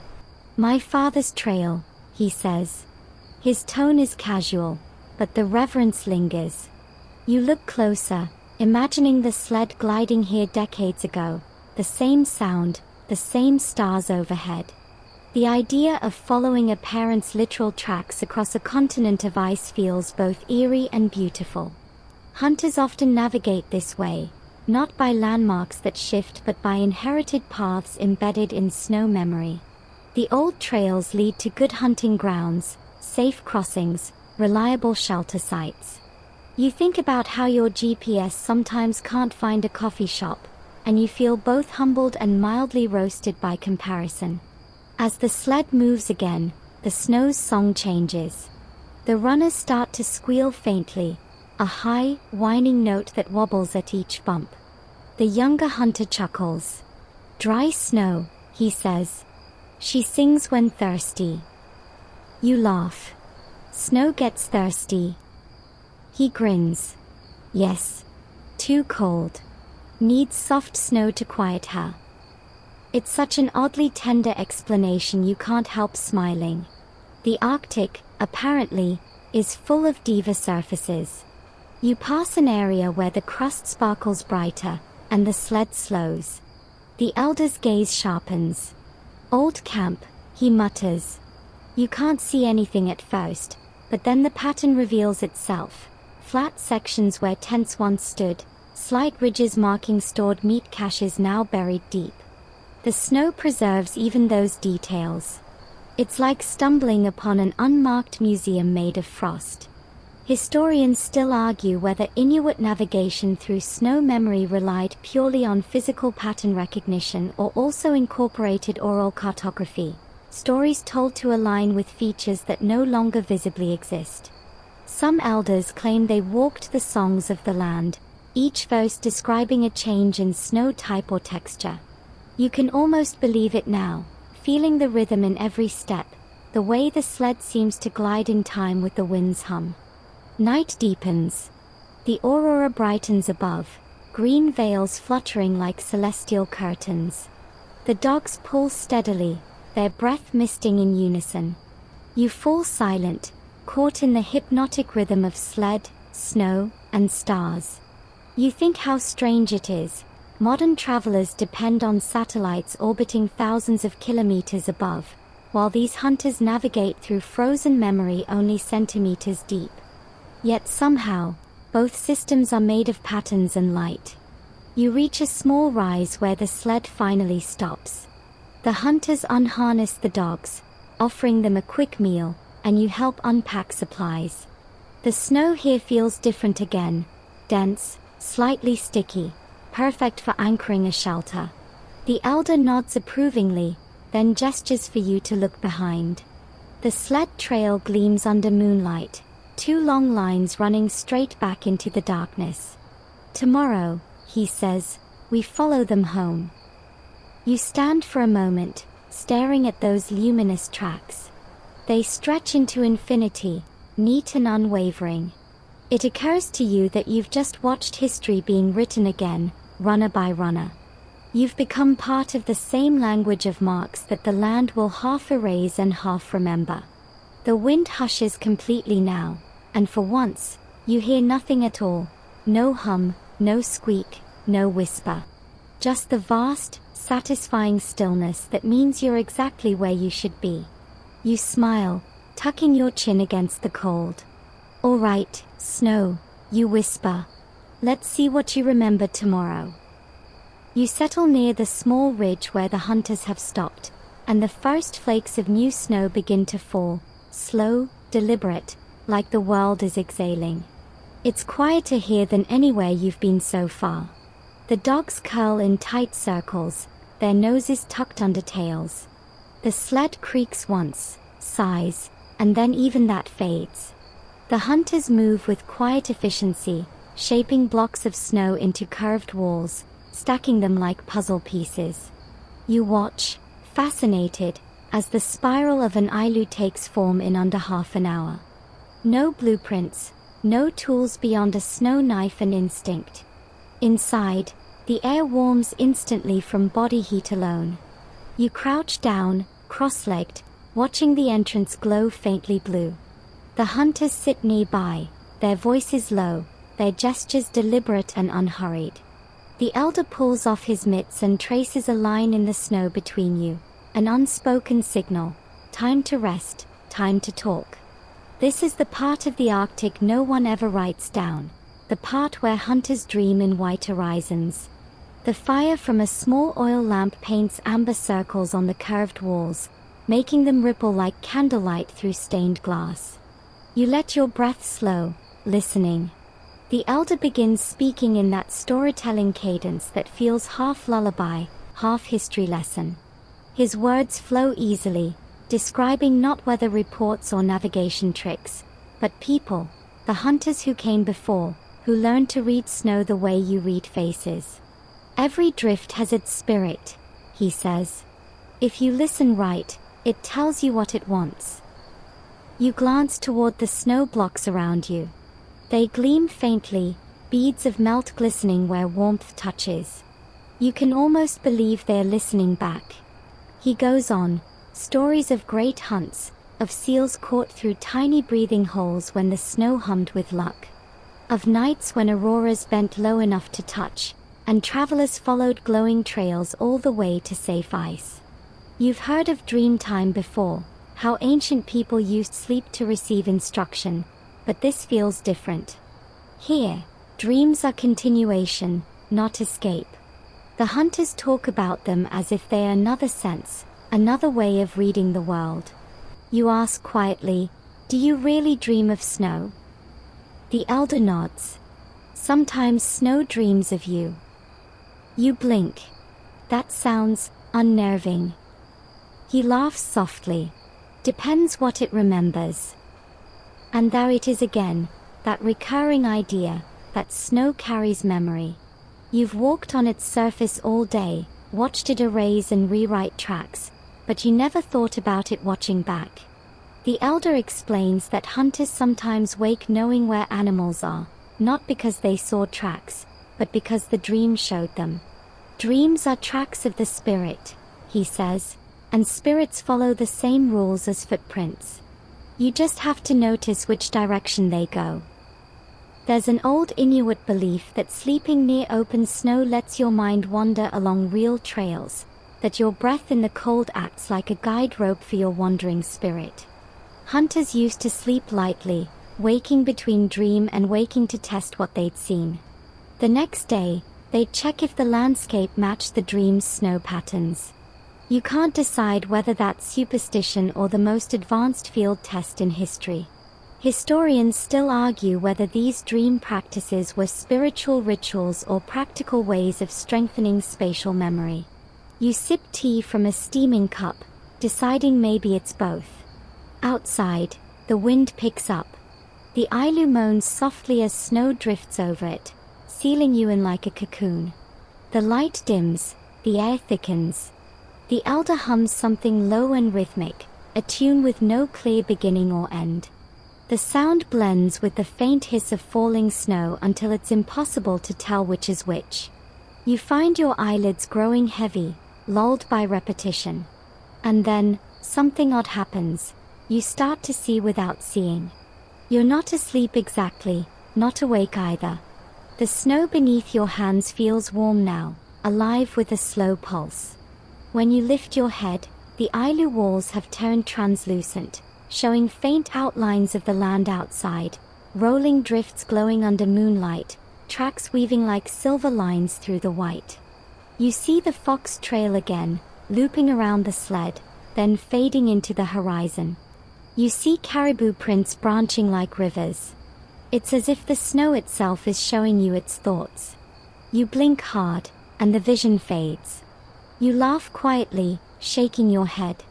Okay, you whisper to yourself, definitely not enough oxygen in here. That's your first joke of the section, because if you can't laugh at possible hallucinations, the Arctic wins. But then, you hear the elder's voice again, softer now, almost part of the dream. What did you see? He asks without looking at you. Tracks, you admit. Everywhere. Like veins. He nods. Good. Then you're listening. You realize he's not joking. He's seen it too, maybe not your vision exactly, but his own version. The snow shows different things to different people. To some, it reveals animals. To others, paths home. To you, it shows the pulse of the world itself. The walls glow again, faintly blue, and you notice the small oil flame flicker.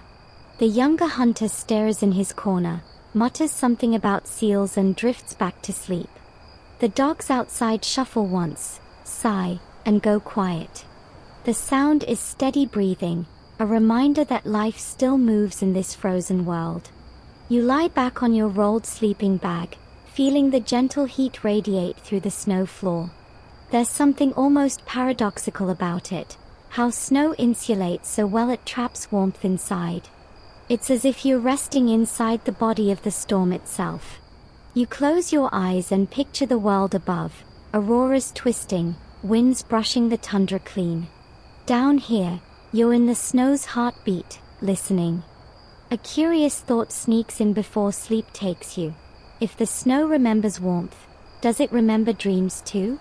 Do they rise through the layers like steam, freezing just beneath the crust? You imagine archaeologists of the future unearthing them. Ah yes, here we have a perfectly preserved dream of a fox chase, circa 2025. You chuckle under your breath. Joke number 2. You're on a roll, even half asleep. The elder's humming stops. Sleep, he says gently. Tomorrow, the snow will test you again. You nod, already drifting. The world narrows to warmth, faint lamplight, and the soft groan of wind outside. As you fade into sleep, you think about how every flake, every drift, is just frozen water, something that once moved freely, fell, and landed here.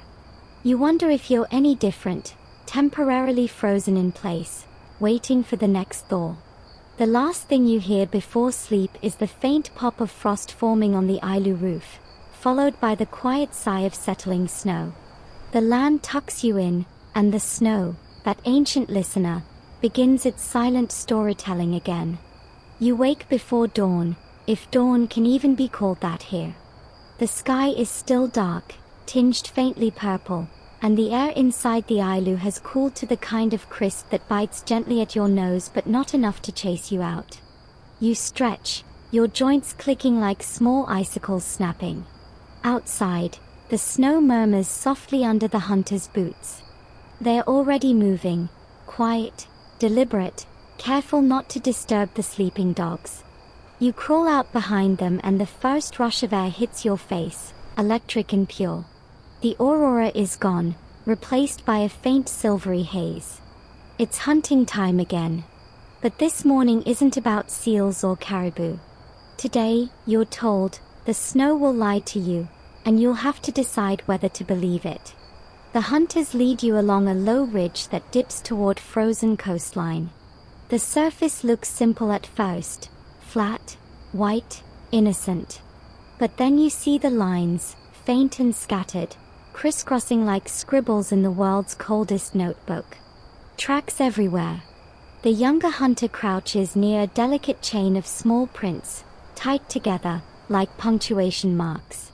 "Fox," he says. "But not the one you think." You tilt your head. "There's another kind of fox." He smirks. "A lying one." The elder joins him, brushing snow aside to reveal subtle smears along the track edges. "See that," he says. "Too clean. Too straight. Foxes play. They jump, twist, circle. This one walked like a man." You stare harder, and now that he's said it, you notice it, the deliberate spacing, the even weight distribution. Someone, somewhere, walked pretending to be a fox. "Why?" you ask, incredulous. "To fool hunters," he replies, standing. "Old trick. Hunters fool each other to test skill. Or to protect secret grounds." So there it is, the Arctic's version of mischief. The land is brutal, the snow unforgiving, but the people still find time for pranks. You imagine two hunters snickering behind an ice ridge, one saying, "Wait till they follow this trail." Joke number 1 of the section practically writes itself. You kneel to examine the prints.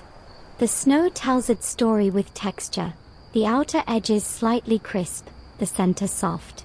A real fox would compress differently, you're told. And besides, no fox walks in perfect meter like it's rehearsing for a parade. You glance up to see the younger hunter watching you with amusement. "You see it now," he says. "The difference between tracks and truth." Further along, the trail splits. One path continues straight toward the frozen bay, the other curves sharply into a low gully. The elder gestures for you to choose. You stare at both options, feeling like a contestant in a nature-themed game show. You point toward the bay. He shakes his head. "The real fox went the other way." "How do you know?" "Because snow remembers joy," he says simply. "And that one," he points to the winding trail, "plays." You crouch again. The gully trail is messier, the prints inconsistent, sometimes overlapping. But when you follow them, you notice a pattern, not random, but rhythmic, like skipping steps. The snow around them shows spray marks where paws kicked powder sideways. The fox ran, darted, turned sharply, and ran again. This is movement alive with purpose. You feel a flicker of admiration.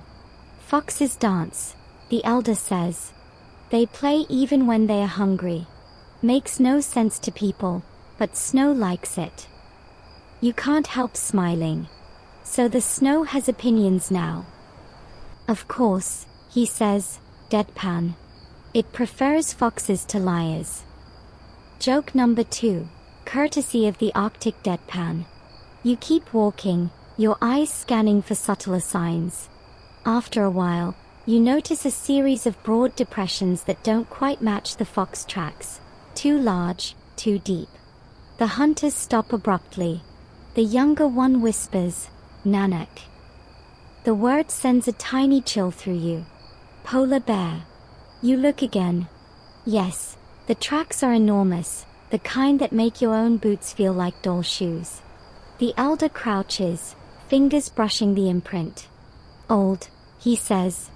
Wind softening edges. But not too old. You swallow. How do you tell? He nods toward the rim of the track. The outer crust has refrozen into tiny crystals, glittering faintly in the dim light. See that sparkle? That's night frost. Formed after first print. So, one sleep ago. One sleep. That's how time works here. No hours, just sleeps. The simplicity feels right somehow, though it doesn't make you any less nervous. He points again. Bear walking heavy. Maybe full stomach. Or tired. When they're hunting, tracks stretch longer, claws deep. You lean in close, examining the claw marks. They are faint, not gouged. So we're safe, you ask hopefully. The elder grunts. Safe enough to keep walking. Which, you note, is not the same thing as safe. The hunters start moving again, following the bear's path a short distance. You notice how they interpret every slight shift in snow texture. A faint line trailing from one paw mark indicates where fur brushed the surface. His shedding, the younger says, means warming season coming. That's your mainstream fact for this stretch. Bears molt in spring, often leaving fur caught in snow ridges. The detail gives you something tangible to focus on instead of the rather obvious reality that you're following a bear. The trail eventually leads to a wide depression where the snow looks disturbed, like something rolled there. The elder nods. Rested here. Maybe dreamed. You imagine a massive creature sleeping in the open, its breath melting frost, its heartbeat pressing faint warmth into the snow. You crouch, feeling the faint firmness beneath the melted patch. Still cold, you say. He nods. Snow took back its warmth. Always does. The wind sharpens, blowing loose powder across the prints. Within minutes, they blur, edges softening, history erasing itself again. The elder watches silently. Snow tells truth, then hides it, he murmurs. That's how it keeps balance. You think about that for a long time, truth written, then buried. Maybe it's not lying. Maybe it's mercy. Some old hunters swore bears could walk backward in their own tracks to confuse pursuers. You laugh, but he insists. They said you'd find one track going forward, next backward, like magic. He shrugs.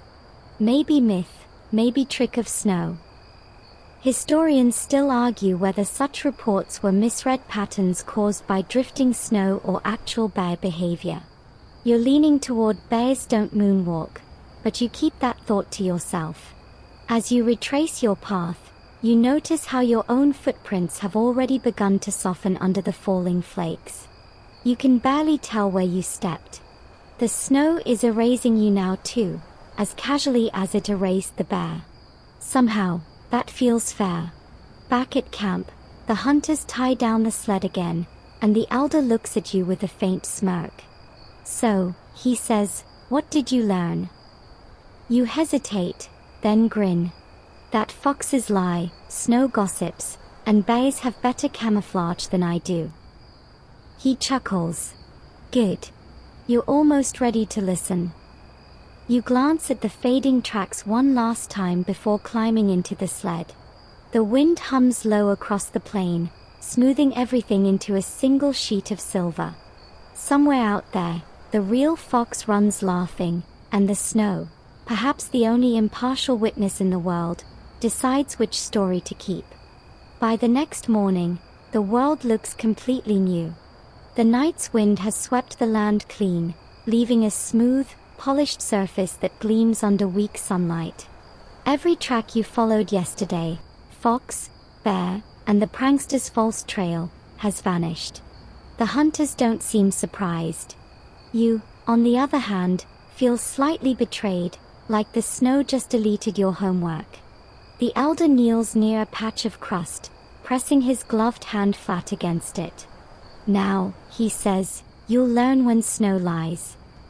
You blink, still half asleep. Didn't it already lie yesterday? He shakes his head. That was mischief. This is worse. This is when the snow doesn't know what it is. And that's how your morning begins, with a riddle wrapped in a snowdrift. You follow him down a shallow valley where melt and refreeze have played their seasonal tricks. The surface looks firm but fragile, like glass frosting over a pond. Your first step crunches sharply, then sinks an inch deeper than expected. The texture beneath feels wrong, sticky, heavy, inconsistent. The younger hunter laughs when he sees your puzzled look. Spring snow, he says. It's like pudding with an attitude. Joke number 1 of the section, courtesy of breakfast humor. But he's right. The snow here doesn't behave. One patch feels solid, the next collapses under your weight. You realize quickly that tracks left in this kind of surface can't be trusted. They shift as temperatures change, deforming shapes, stretching prints. A fox can look like a wolverine, a caribou like a person walking bow-legged. The elder points to a trail that seems fresh, a double line of hoof prints leading toward a frozen creek. You crouch, studying the details, deep indentations, clear edges, even a faint ridge where a hoof dragged. Caribou, you guess confidently. He smiles, faintly amused. Or maybe yesterday's air. You frown. How can air leave tracks? He taps the snow with his knife. The top layer shatters, revealing a hollow pocket underneath. The snow melted from below, then froze again. When wind pressed down, the crust cracked in a pattern like hooves. You stare at it, baffled. The tracks aren't tracks at all, they're collapsed bubbles of air. So, you say slowly, the snow faked them. Not faked, he corrects. It repeated something it remembered wrong. It hits you then, the snow isn't deceitful, it's forgetful. Like an old storyteller mixing up details from a tale told too many times. As you walk further, the terrain becomes patchwork, slick ice alternating with loose powder. Each step feels like crossing a lie detector test. You're never quite sure which patch is honest. The younger hunter tests surfaces with the handle of his spear, tapping rhythmically. Sound tells you truth, he explains. Soft snow whispers. Ice answers. You try mimicking him, tapping ahead. Some spots return a low, hollow thunk, others a crisp, bright note. You begin to tell them apart, the false from the firm. You pause beside a ridge where the snow forms a curious ripple, like frozen waves. The elder kneels again, brushing it gently. Here, he says, you see the oldest trick. Meltwater freezes in layers, each with a different story. One layer says animal came north, next layer says south. Which one do you trust? You sigh. Neither. He grins. Good. You're learning. This layering effect, he explains, is common during thaw cycles. When day warmth melts the surface and night frost hardens it again, tracks caught in between stretch or compress, creating illusions of movement. Sometimes, two sets of prints merge, predator and prey appearing to travel side by side. Once, he says, hunters thought a man walked with a bear. turned out to be thaw tracks. Historians still argue whether that particular tale, the famous man and the bear who traveled together, was a myth or a misunderstanding of snow physics. Some claim it became a parable about companionship in hardship. Others insist it was simply bad data interpretation. Either way, it proves even the best hunters can be fooled by a persuasive snowbank. You stop to catch your breath. The air tastes faintly metallic, like cold iron. Around you, the snow gleams in irregular patches, some matte, some glassy. The younger hunter gestures toward a glinting patch ahead. "That one lies about time," he says cryptically. "When you reach it, you see why." The crust reflects sunlight like a mirror, and beneath, faint impressions shimmer, perfect paw prints frozen in mid-melt.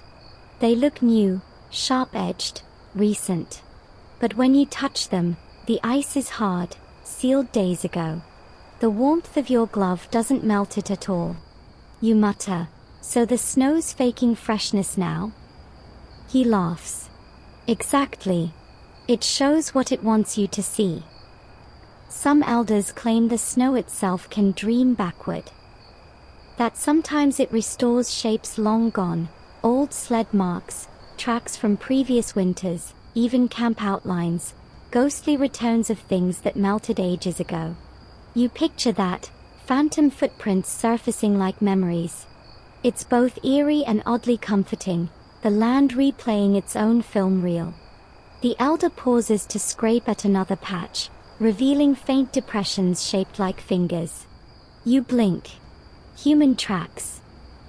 He nods, but with hesitation. Or maybe refrozen melt channels. He tilts his head. Hard to tell now. That uncertainty feels like the thesis of this place. Nothing stays certain in thaw season. The snow distorts not just shape, but truth itself. You step onto a stretch that glitters like broken glass. Beneath your boots, the crust fractures, and you sink knee-deep with a yelp. The younger hunter bursts into laughter.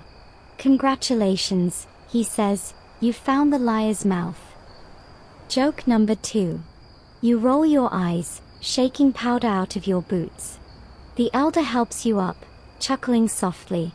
Snow teaches through embarrassment. Best lessons are cold. You keep moving, a little wiser, a lot wetter. Soon, you notice a small slope where a trickle of meltwater has carved delicate channels under the crust. When you kneel, you see tiny air pockets glistening below, forming miniature tunnels that look like veins. "The snow's bleeding light," you whisper. The elder nods. "And hiding its tracks." He explains how melting from beneath can erase surface prints while preserving older ones below, a kind of archaeological inversion. Sometimes, ancient tracks reappear upside down, imprints of animals that walked seasons or even years before. Snow, it seems, is a compulsive recycler. You try imagining the surface like a palimpsest, layer after layer of overwritten stories. Every thaw, every freeze edits the text. Some chapters fade, others resurface unexpectedly. It's like the snow has an unreliable narrator, you joke. Or maybe it's just bad at fact-checking. Joke number 3, delivered to polite hunter silence, because humor doesn't always translate across hypothermia. By late afternoon, the temperature drops again. The lying snow begins to harden, crystallizing into new truths. The hunters pause at the edge of a frozen inlet. The elder squats, draws a line in the frost, and says quietly, "When the snow lies, listen to what it's afraid of losing." You wait, unsure how to respond. He points toward the horizon. The sun glows faintly orange, its reflection bleeding into the ice. "It doesn't lie because it wants to," he continues. "It lies because it's changing. And everything that changes tries to protect its story." The younger hunter shifts beside him. "That's why we keep reading it," he adds. "So it remembers what's true." You stand there in silence for a long time, watching the sky darken. The snow beneath your feet creaks, one last small confession before freezing solid again. You realize that's the real test, not whether you can tell truth from lie, but whether you keep paying attention when both look the same.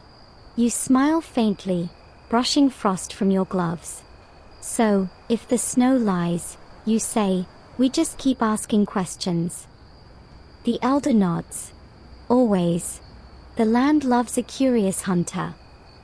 And as the wind carries fine crystals past your face, glittering in twilight, you finally understand, to read the snow isn't to demand certainty.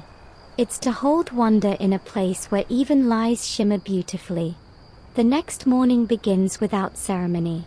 No sunrise, no color shift, just the slow lifting of darkness into a dull gray glow that passes for day this far north.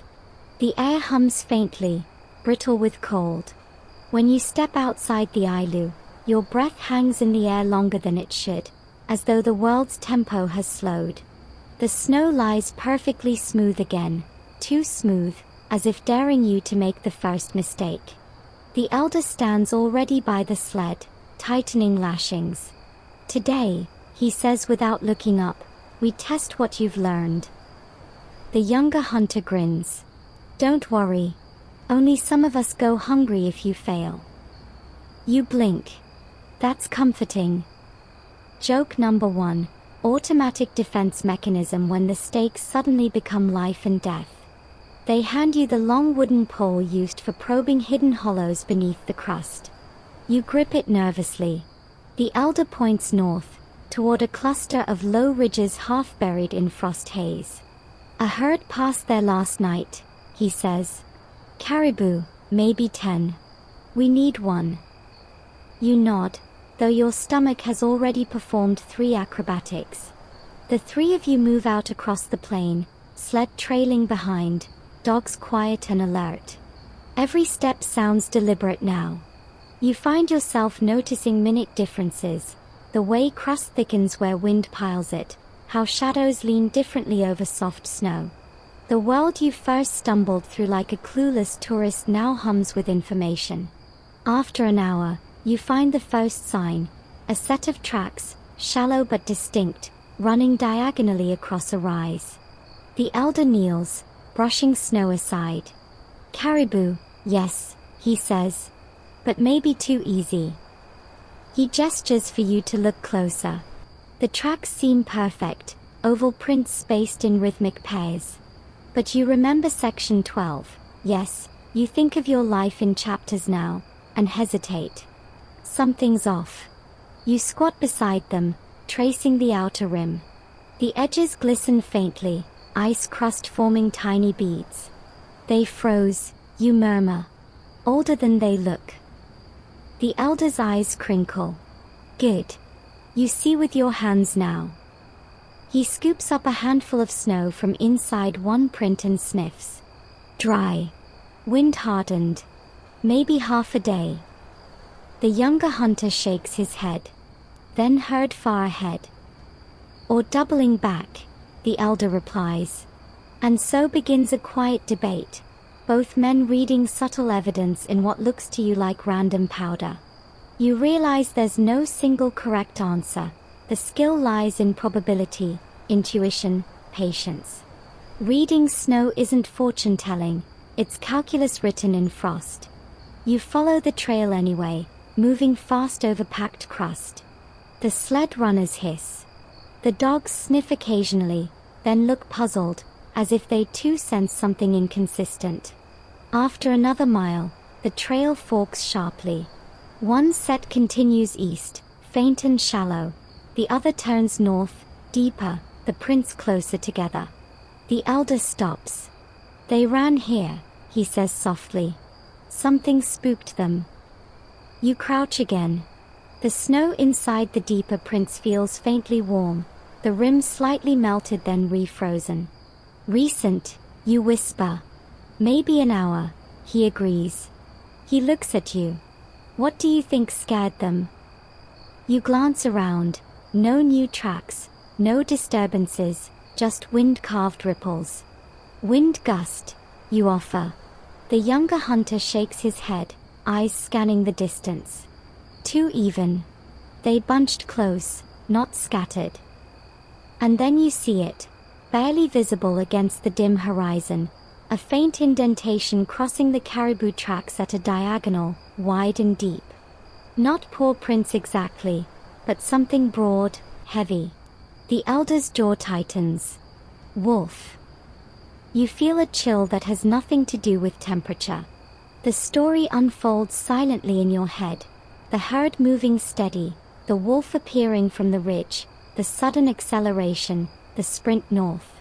All of it written here, in a sequence of depressions and drifts. The snow, once again, is a film strip of survival. You follow the scene carefully.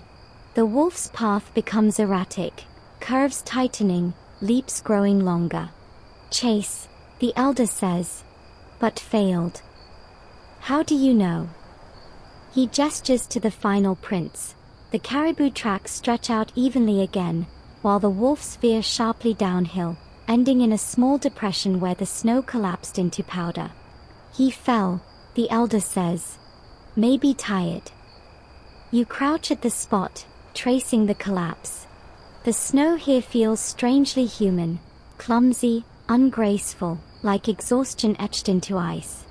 You imagine the wolf lying there, sides heaving, the cold reclaiming his breath. The younger hunter kneels beside you. If we tracked wrong, he says quietly, we'd end like him. And that's the lesson humming beneath this moment. Reading snow isn't just curiosity, it's survival literacy. One false interpretation, and you chase emptiness while hunger sharpens behind you. A mainstream historical fact floats through your memory.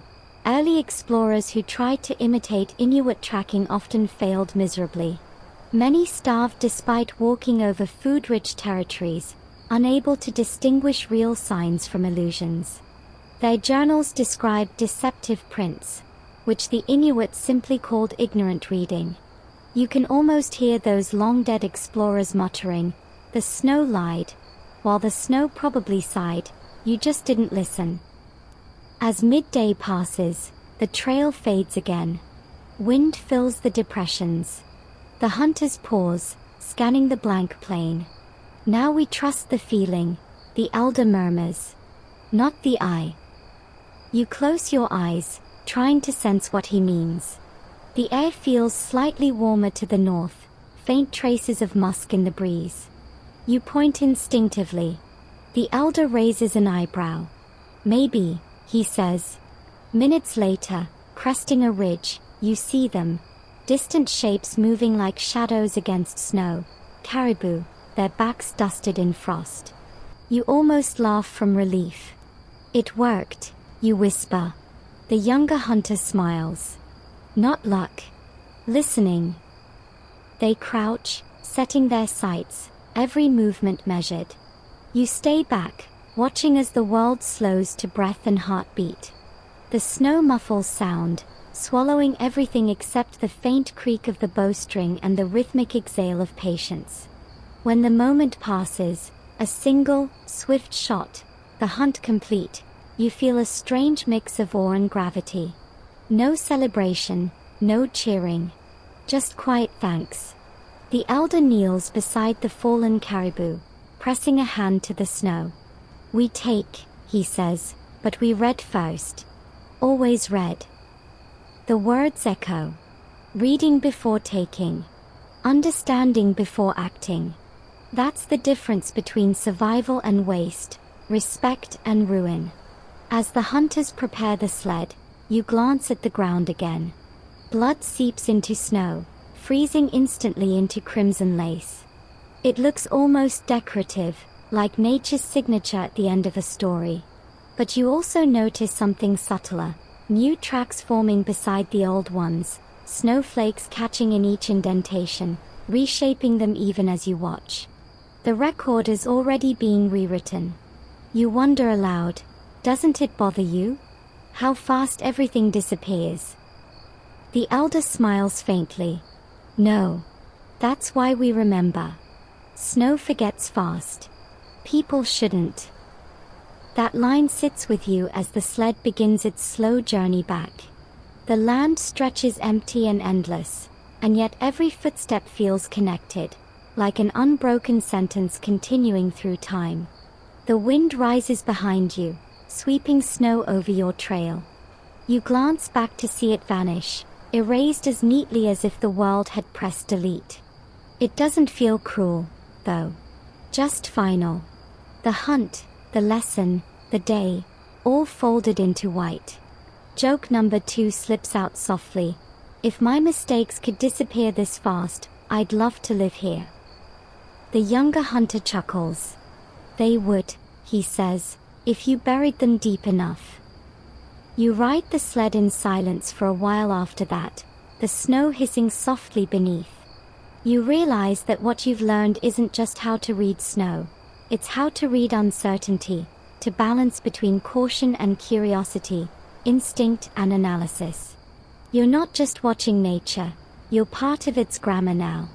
The elder looks back once, nodding approvingly. Today you read well, he says.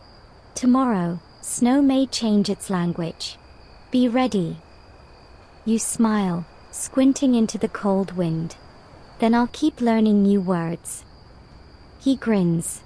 That's how hunters live long. And as the horizon blurs into soft light, you feel it, the thin line between hunger and survival, knowledge and guesswork. Out here, everything depends on reading what the world says right now, even when yesterday told you something else.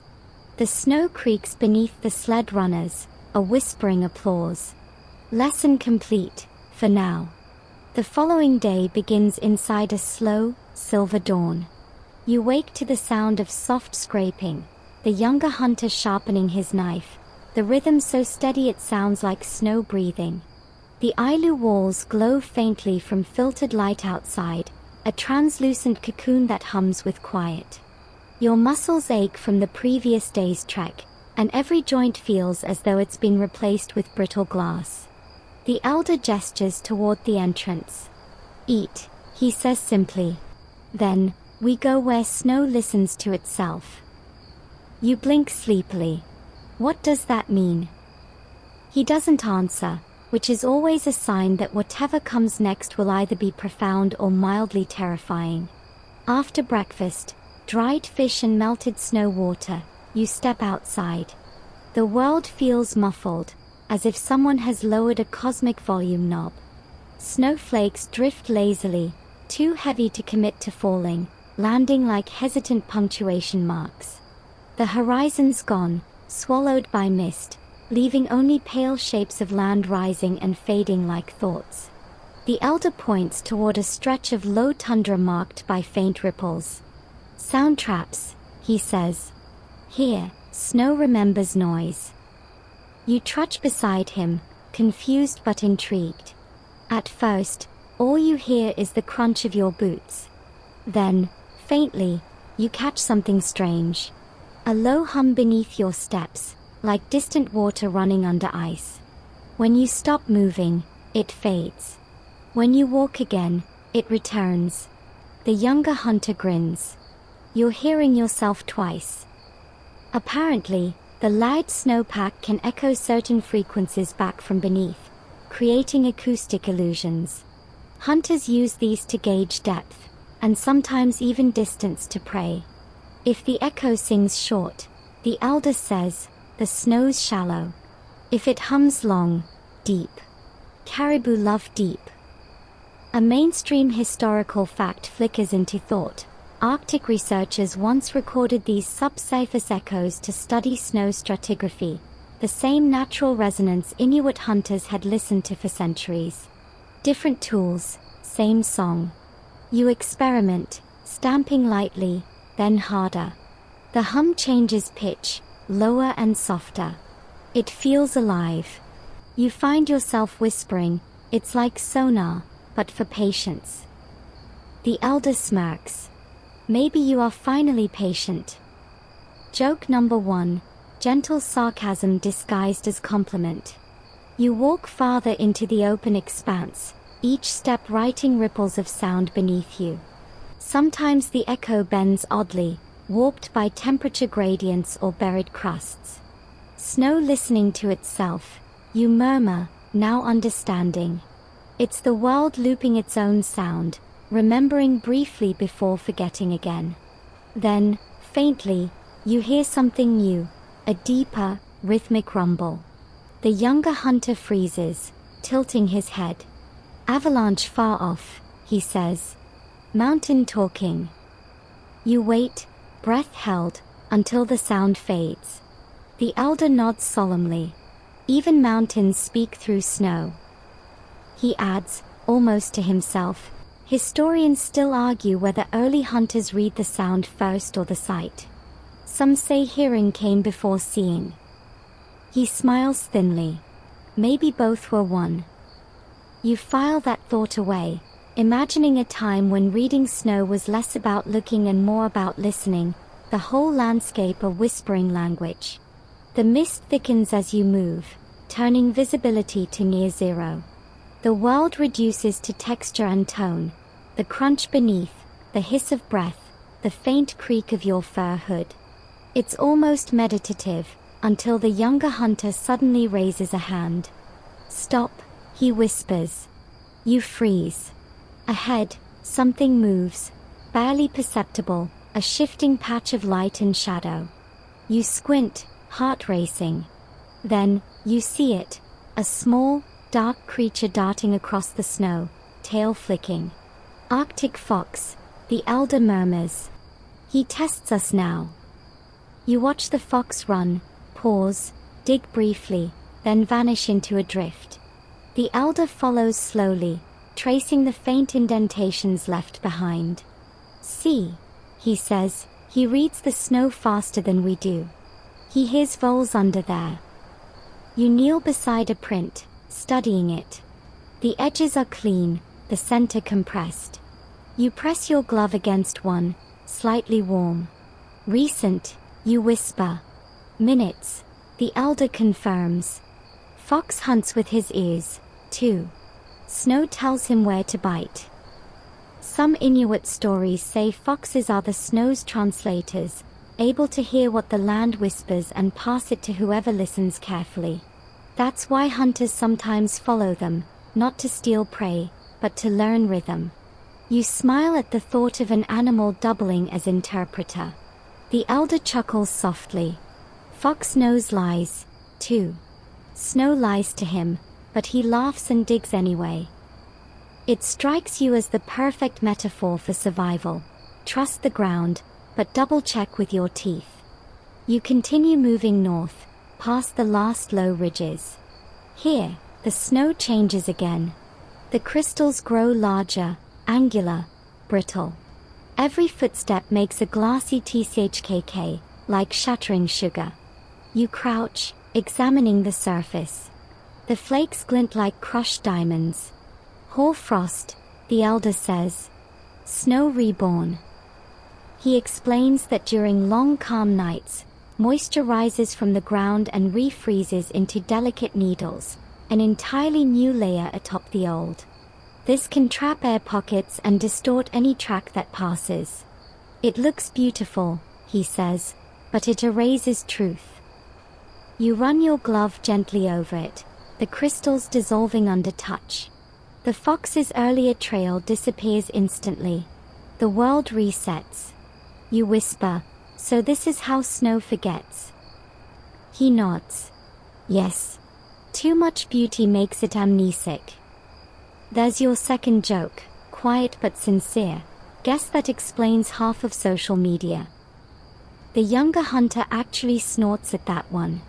You walk on, learning how hoarfrost glitters differently depending on the angle of sun, how its sparkle density can even hint at wind direction. Hunters notice those micro-reflections like a compass, something science only later confirmed with albedo measurements. Then, quite suddenly, the fog thins. The sky opens into muted blue, and for the first time in days, you see distance, rolling plains, ice ridges, a faint shimmer of sea beyond. The light feels almost too bright after so much gray. The elder stops, lifts his face, and closes his eyes. Now Snow listens to the sky, he says softly. You tilt your head too, feeling warmth on your cheeks. The crystals around you start to sparkle, vibrating with a soft crackle. The sound is faint but distinct, a million tiny pops as frost sublimates in sunlight. It's singing, you whisper. Yes, the elder replies.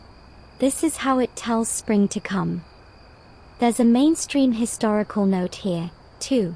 Ancient Inuit calendars sometimes marked the snow-singing days, those rare moments when sunlight triggered resonance across frozen surfaces. Some scholars thought it superstition, others called it meteorological observation. Either way, it's poetry in physics form. The younger hunter crouches, letting the snow run through his fingers. Every lie ends in a song, he says. And it does sound like that. All the deceitful crusts, false prints, thaw distortions, they've melted into this shimmering hum of reconciliation. The snow no longer lies or tells truth. It just exists, vibrating quietly beneath the awakening sun. You stand there, eyes half closed, absorbing everything. The echo beneath your boots, the glinting horizon, the fading track of the fox now just a ripple in memory. You feel small, but not lost, part of a rhythm that doesn't need words. Joke number 3 arrives almost involuntarily. If the snow starts charging royalties for all this music, we're doomed. The elder laughs softly, rare and genuine. It already charges, he says. It takes your warmth. Touché. The rest of the walk back is wordless. Every sound, the scrape of sled runners, the faint hiss of shifting powder, feels amplified. You catch yourself thinking, maybe the real language of snow isn't seen or heard but felt. A vibration between perception and surrender. By the time camp reappears, shadows stretch long. You feel both drained and exhilarated, like you've spent a day inside someone else's heartbeat. The elder claps your shoulder once. You listened well, he says. Tomorrow, you'll see what snow dreams when no one watches. And you can't help but grin, half in awe, half in exhaustion. Great, you mumble. Just when I thought I'd finished Snow Language 101. The younger hunter smirks. Wait for the advanced class. Snow dreams in riddles. You groan, pulling your hood tighter. Of course it does. As darkness folds over the tundra once more, you think you can still hear the faint whispering beneath the crust, like an afterthought of light, a melody fading into rest. The snow, listening to itself. The world, not lying, not telling truth, just being. That night, the wind doesn't howl, it breathes. It flows in long sighs through the gaps of the ice walls, carrying a low hum that makes the entire igloo tremble slightly. You lie awake, staring at the faint light filtering through frozen blocks, feeling that the snow outside is stirring with secrets again. The elder's voice comes softly from across the space. Tomorrow we go to the dreaming ground, he says. You murmur, and what exactly dreams there? He chuckles. Everything that still remembers walking. You fall asleep wondering whether that includes you. When morning comes, it's blindingly white. The sun hangs low but fierce, turning every crystal into a needle of light. The hunters pack quietly. The dogs seem restless, their breath steaming like smoke signals. You pull on your mitts, stepping into the crisp air that smells faintly metallic, as if winter itself were sharpening its blade for one last cut. The elder leads you northwest, toward a line of ridges where the snow rises in soft mounds. From afar, it looks ordinary. Up close, it feels uncanny. The ground hums faintly beneath your boots, and the snow seems almost translucent, glowing from within. This, the elder says, is where the snow dreams. You kneel, touching the surface. It's warmer than it should be. Tiny crystals drift lazily upward, defying gravity, catching in the light. What is it? You ask, mesmerized. Breath trapped long ago, he answers. Air from hunts, storms, camps, all frozen in layers. Sometimes, when wind passes right, the snow exhales old memories. You close your eyes and listen. At first, nothing. Then, faintly, you hear it, a soft rhythmic pattern, like distant footsteps, echoing from beneath. It's almost too subtle to be real, but it makes your heart race. The younger hunter whispers, "That's not sound. It's the past moving through snow." And maybe it is. You remember everything you've learned, the lying snow, the listening snow, the melting snow that forgets, and the hoar frost that rebirths. Each phase feels like a different consciousness, layers stacked like chapters in one long autobiography. The land itself is writing. You're just the reader who arrived mid-sentence. The elder kneels beside a half-buried ridge and brushes aside the surface, revealing faint impressions, circular, large, evenly spaced. "Musk ox," he says. "From last year." You touch the hollow carefully. It's still here. He nods. Dreaming keeps what memory can't. He looks at you. You want to hear a real secret. You nod, shivering more from curiosity than cold. "When the snow dreams," he says slowly, "it borrows from the stars. The same light that makes ice sparkle, the same pulse of cold air, that's what the sky gives back each night. Some say every track leaves a pattern up there too, mirrored in constellations. So even if snow melts, the story stays above." You tilt your head upward. The sky is pale now, but you imagine it, caribou trails glowing faintly across the firmament, foxes racing between stars. A mythology made of movement. Historians still argue whether these old beliefs were literal astronomy or poetic geography, whether the Inuit actually mapped stars to migration paths, or simply used the metaphor to teach younger hunters respect. But here, standing in that shimmering field of dreaming snow, the distinction feels irrelevant. Both explanations are beautiful, both true in their own ways. The younger hunter begins tracing something in the snow with his knife, a looping pattern that spirals outward. "This is how we mark when snow starts to dream," he says. "After midwinter, before real thaw. The crust holds everything still, but light inside it wakes." You study the design, mesmerized. It looks like wind caught mid-spin. "So the snow dreams light into motion?" you ask. He grins. "Exactly. That's why it glows even when the sun sleeps." For a while, the three of you stand there in reverent silence. The land seems alive, humming with loud vibrations. Beneath your boots, faint movements shift, air pockets rearranging, pressure lines adjusting. The world feels as if it's breathing below you. Joke number 1 sneaks in before or freezes your tongue. "If the ground starts snoring, I'm leaving." The younger hunter snorts. It already snores. You just learned to hear it. The elder laughs quietly. "Good.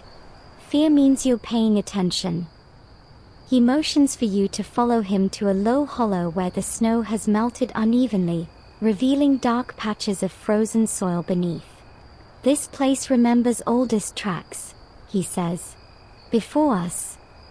You crouch, staring at faint ridges, perfectly symmetrical, fossilized in ice. "What made them?" you whisper. He shrugs. "Maybe reindeer. Maybe mammoth. Maybe nothing at all. Sometimes, snow dreams what it misses."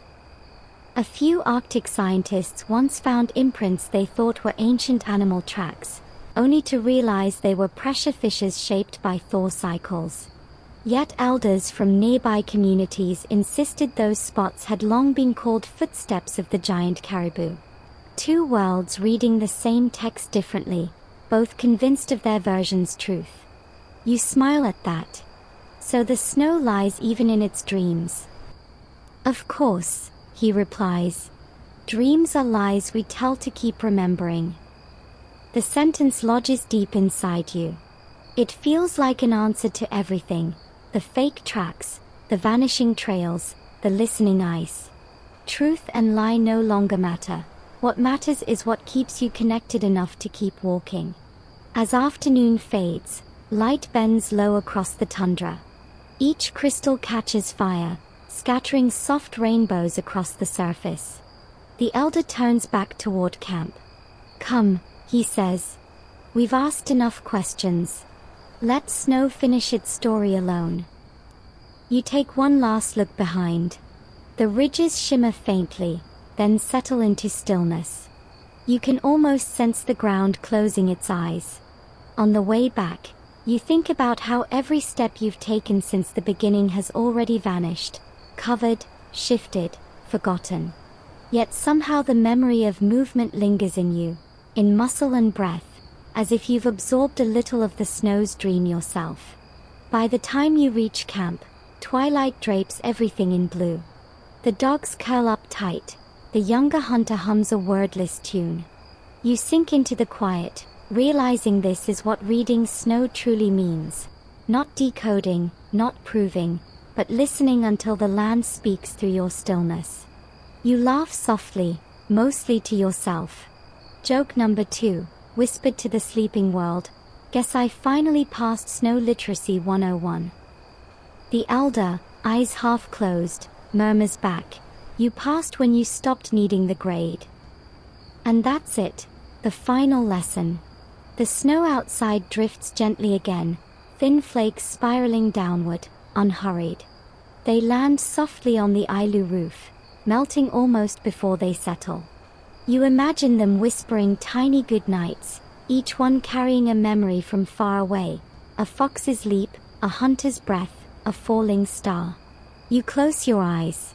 The wind hums. Somewhere out there, the snow is still dreaming. The cold fades into quiet warmth, and every edge in your body softens. The blinding white turns to a faint shimmer behind your eyelids, a snowfield at rest. You imagine the hunter's camp fading into silence, the elder's stories dissolving like frost on a morning window. All that remains is the soft sound of snow breathing, the planet exhaling peace for anyone patient enough to listen. You drift through that hush, feeling the rhythm of everything you've heard, the whispers of foxes under the crust, the sigh of wind across ice, the creak of frozen ridges shifting in their sleep. It all melts together into one slow pulse, steady and low. The snow no longer lies or dreams, it simply is, resting in perfect stillness. Somewhere in that vastness, your own breath joins the rhythm. You're part of the land now, just another quiet shape under the sky. The hunter's voices fade, replaced by soft laughter carried by wind. You think of the elder's words, the land loves a curious hunter. Maybe it also loves a curious dreamer. So let yourself rest now. Let questions drift, melt, and settle. Let the snow hold your weight gently, forgivingly. The night stretches wide, endless and kind. And as your breathing slows, the snow outside listens, patient, ancient, eternal. Sweet dreams.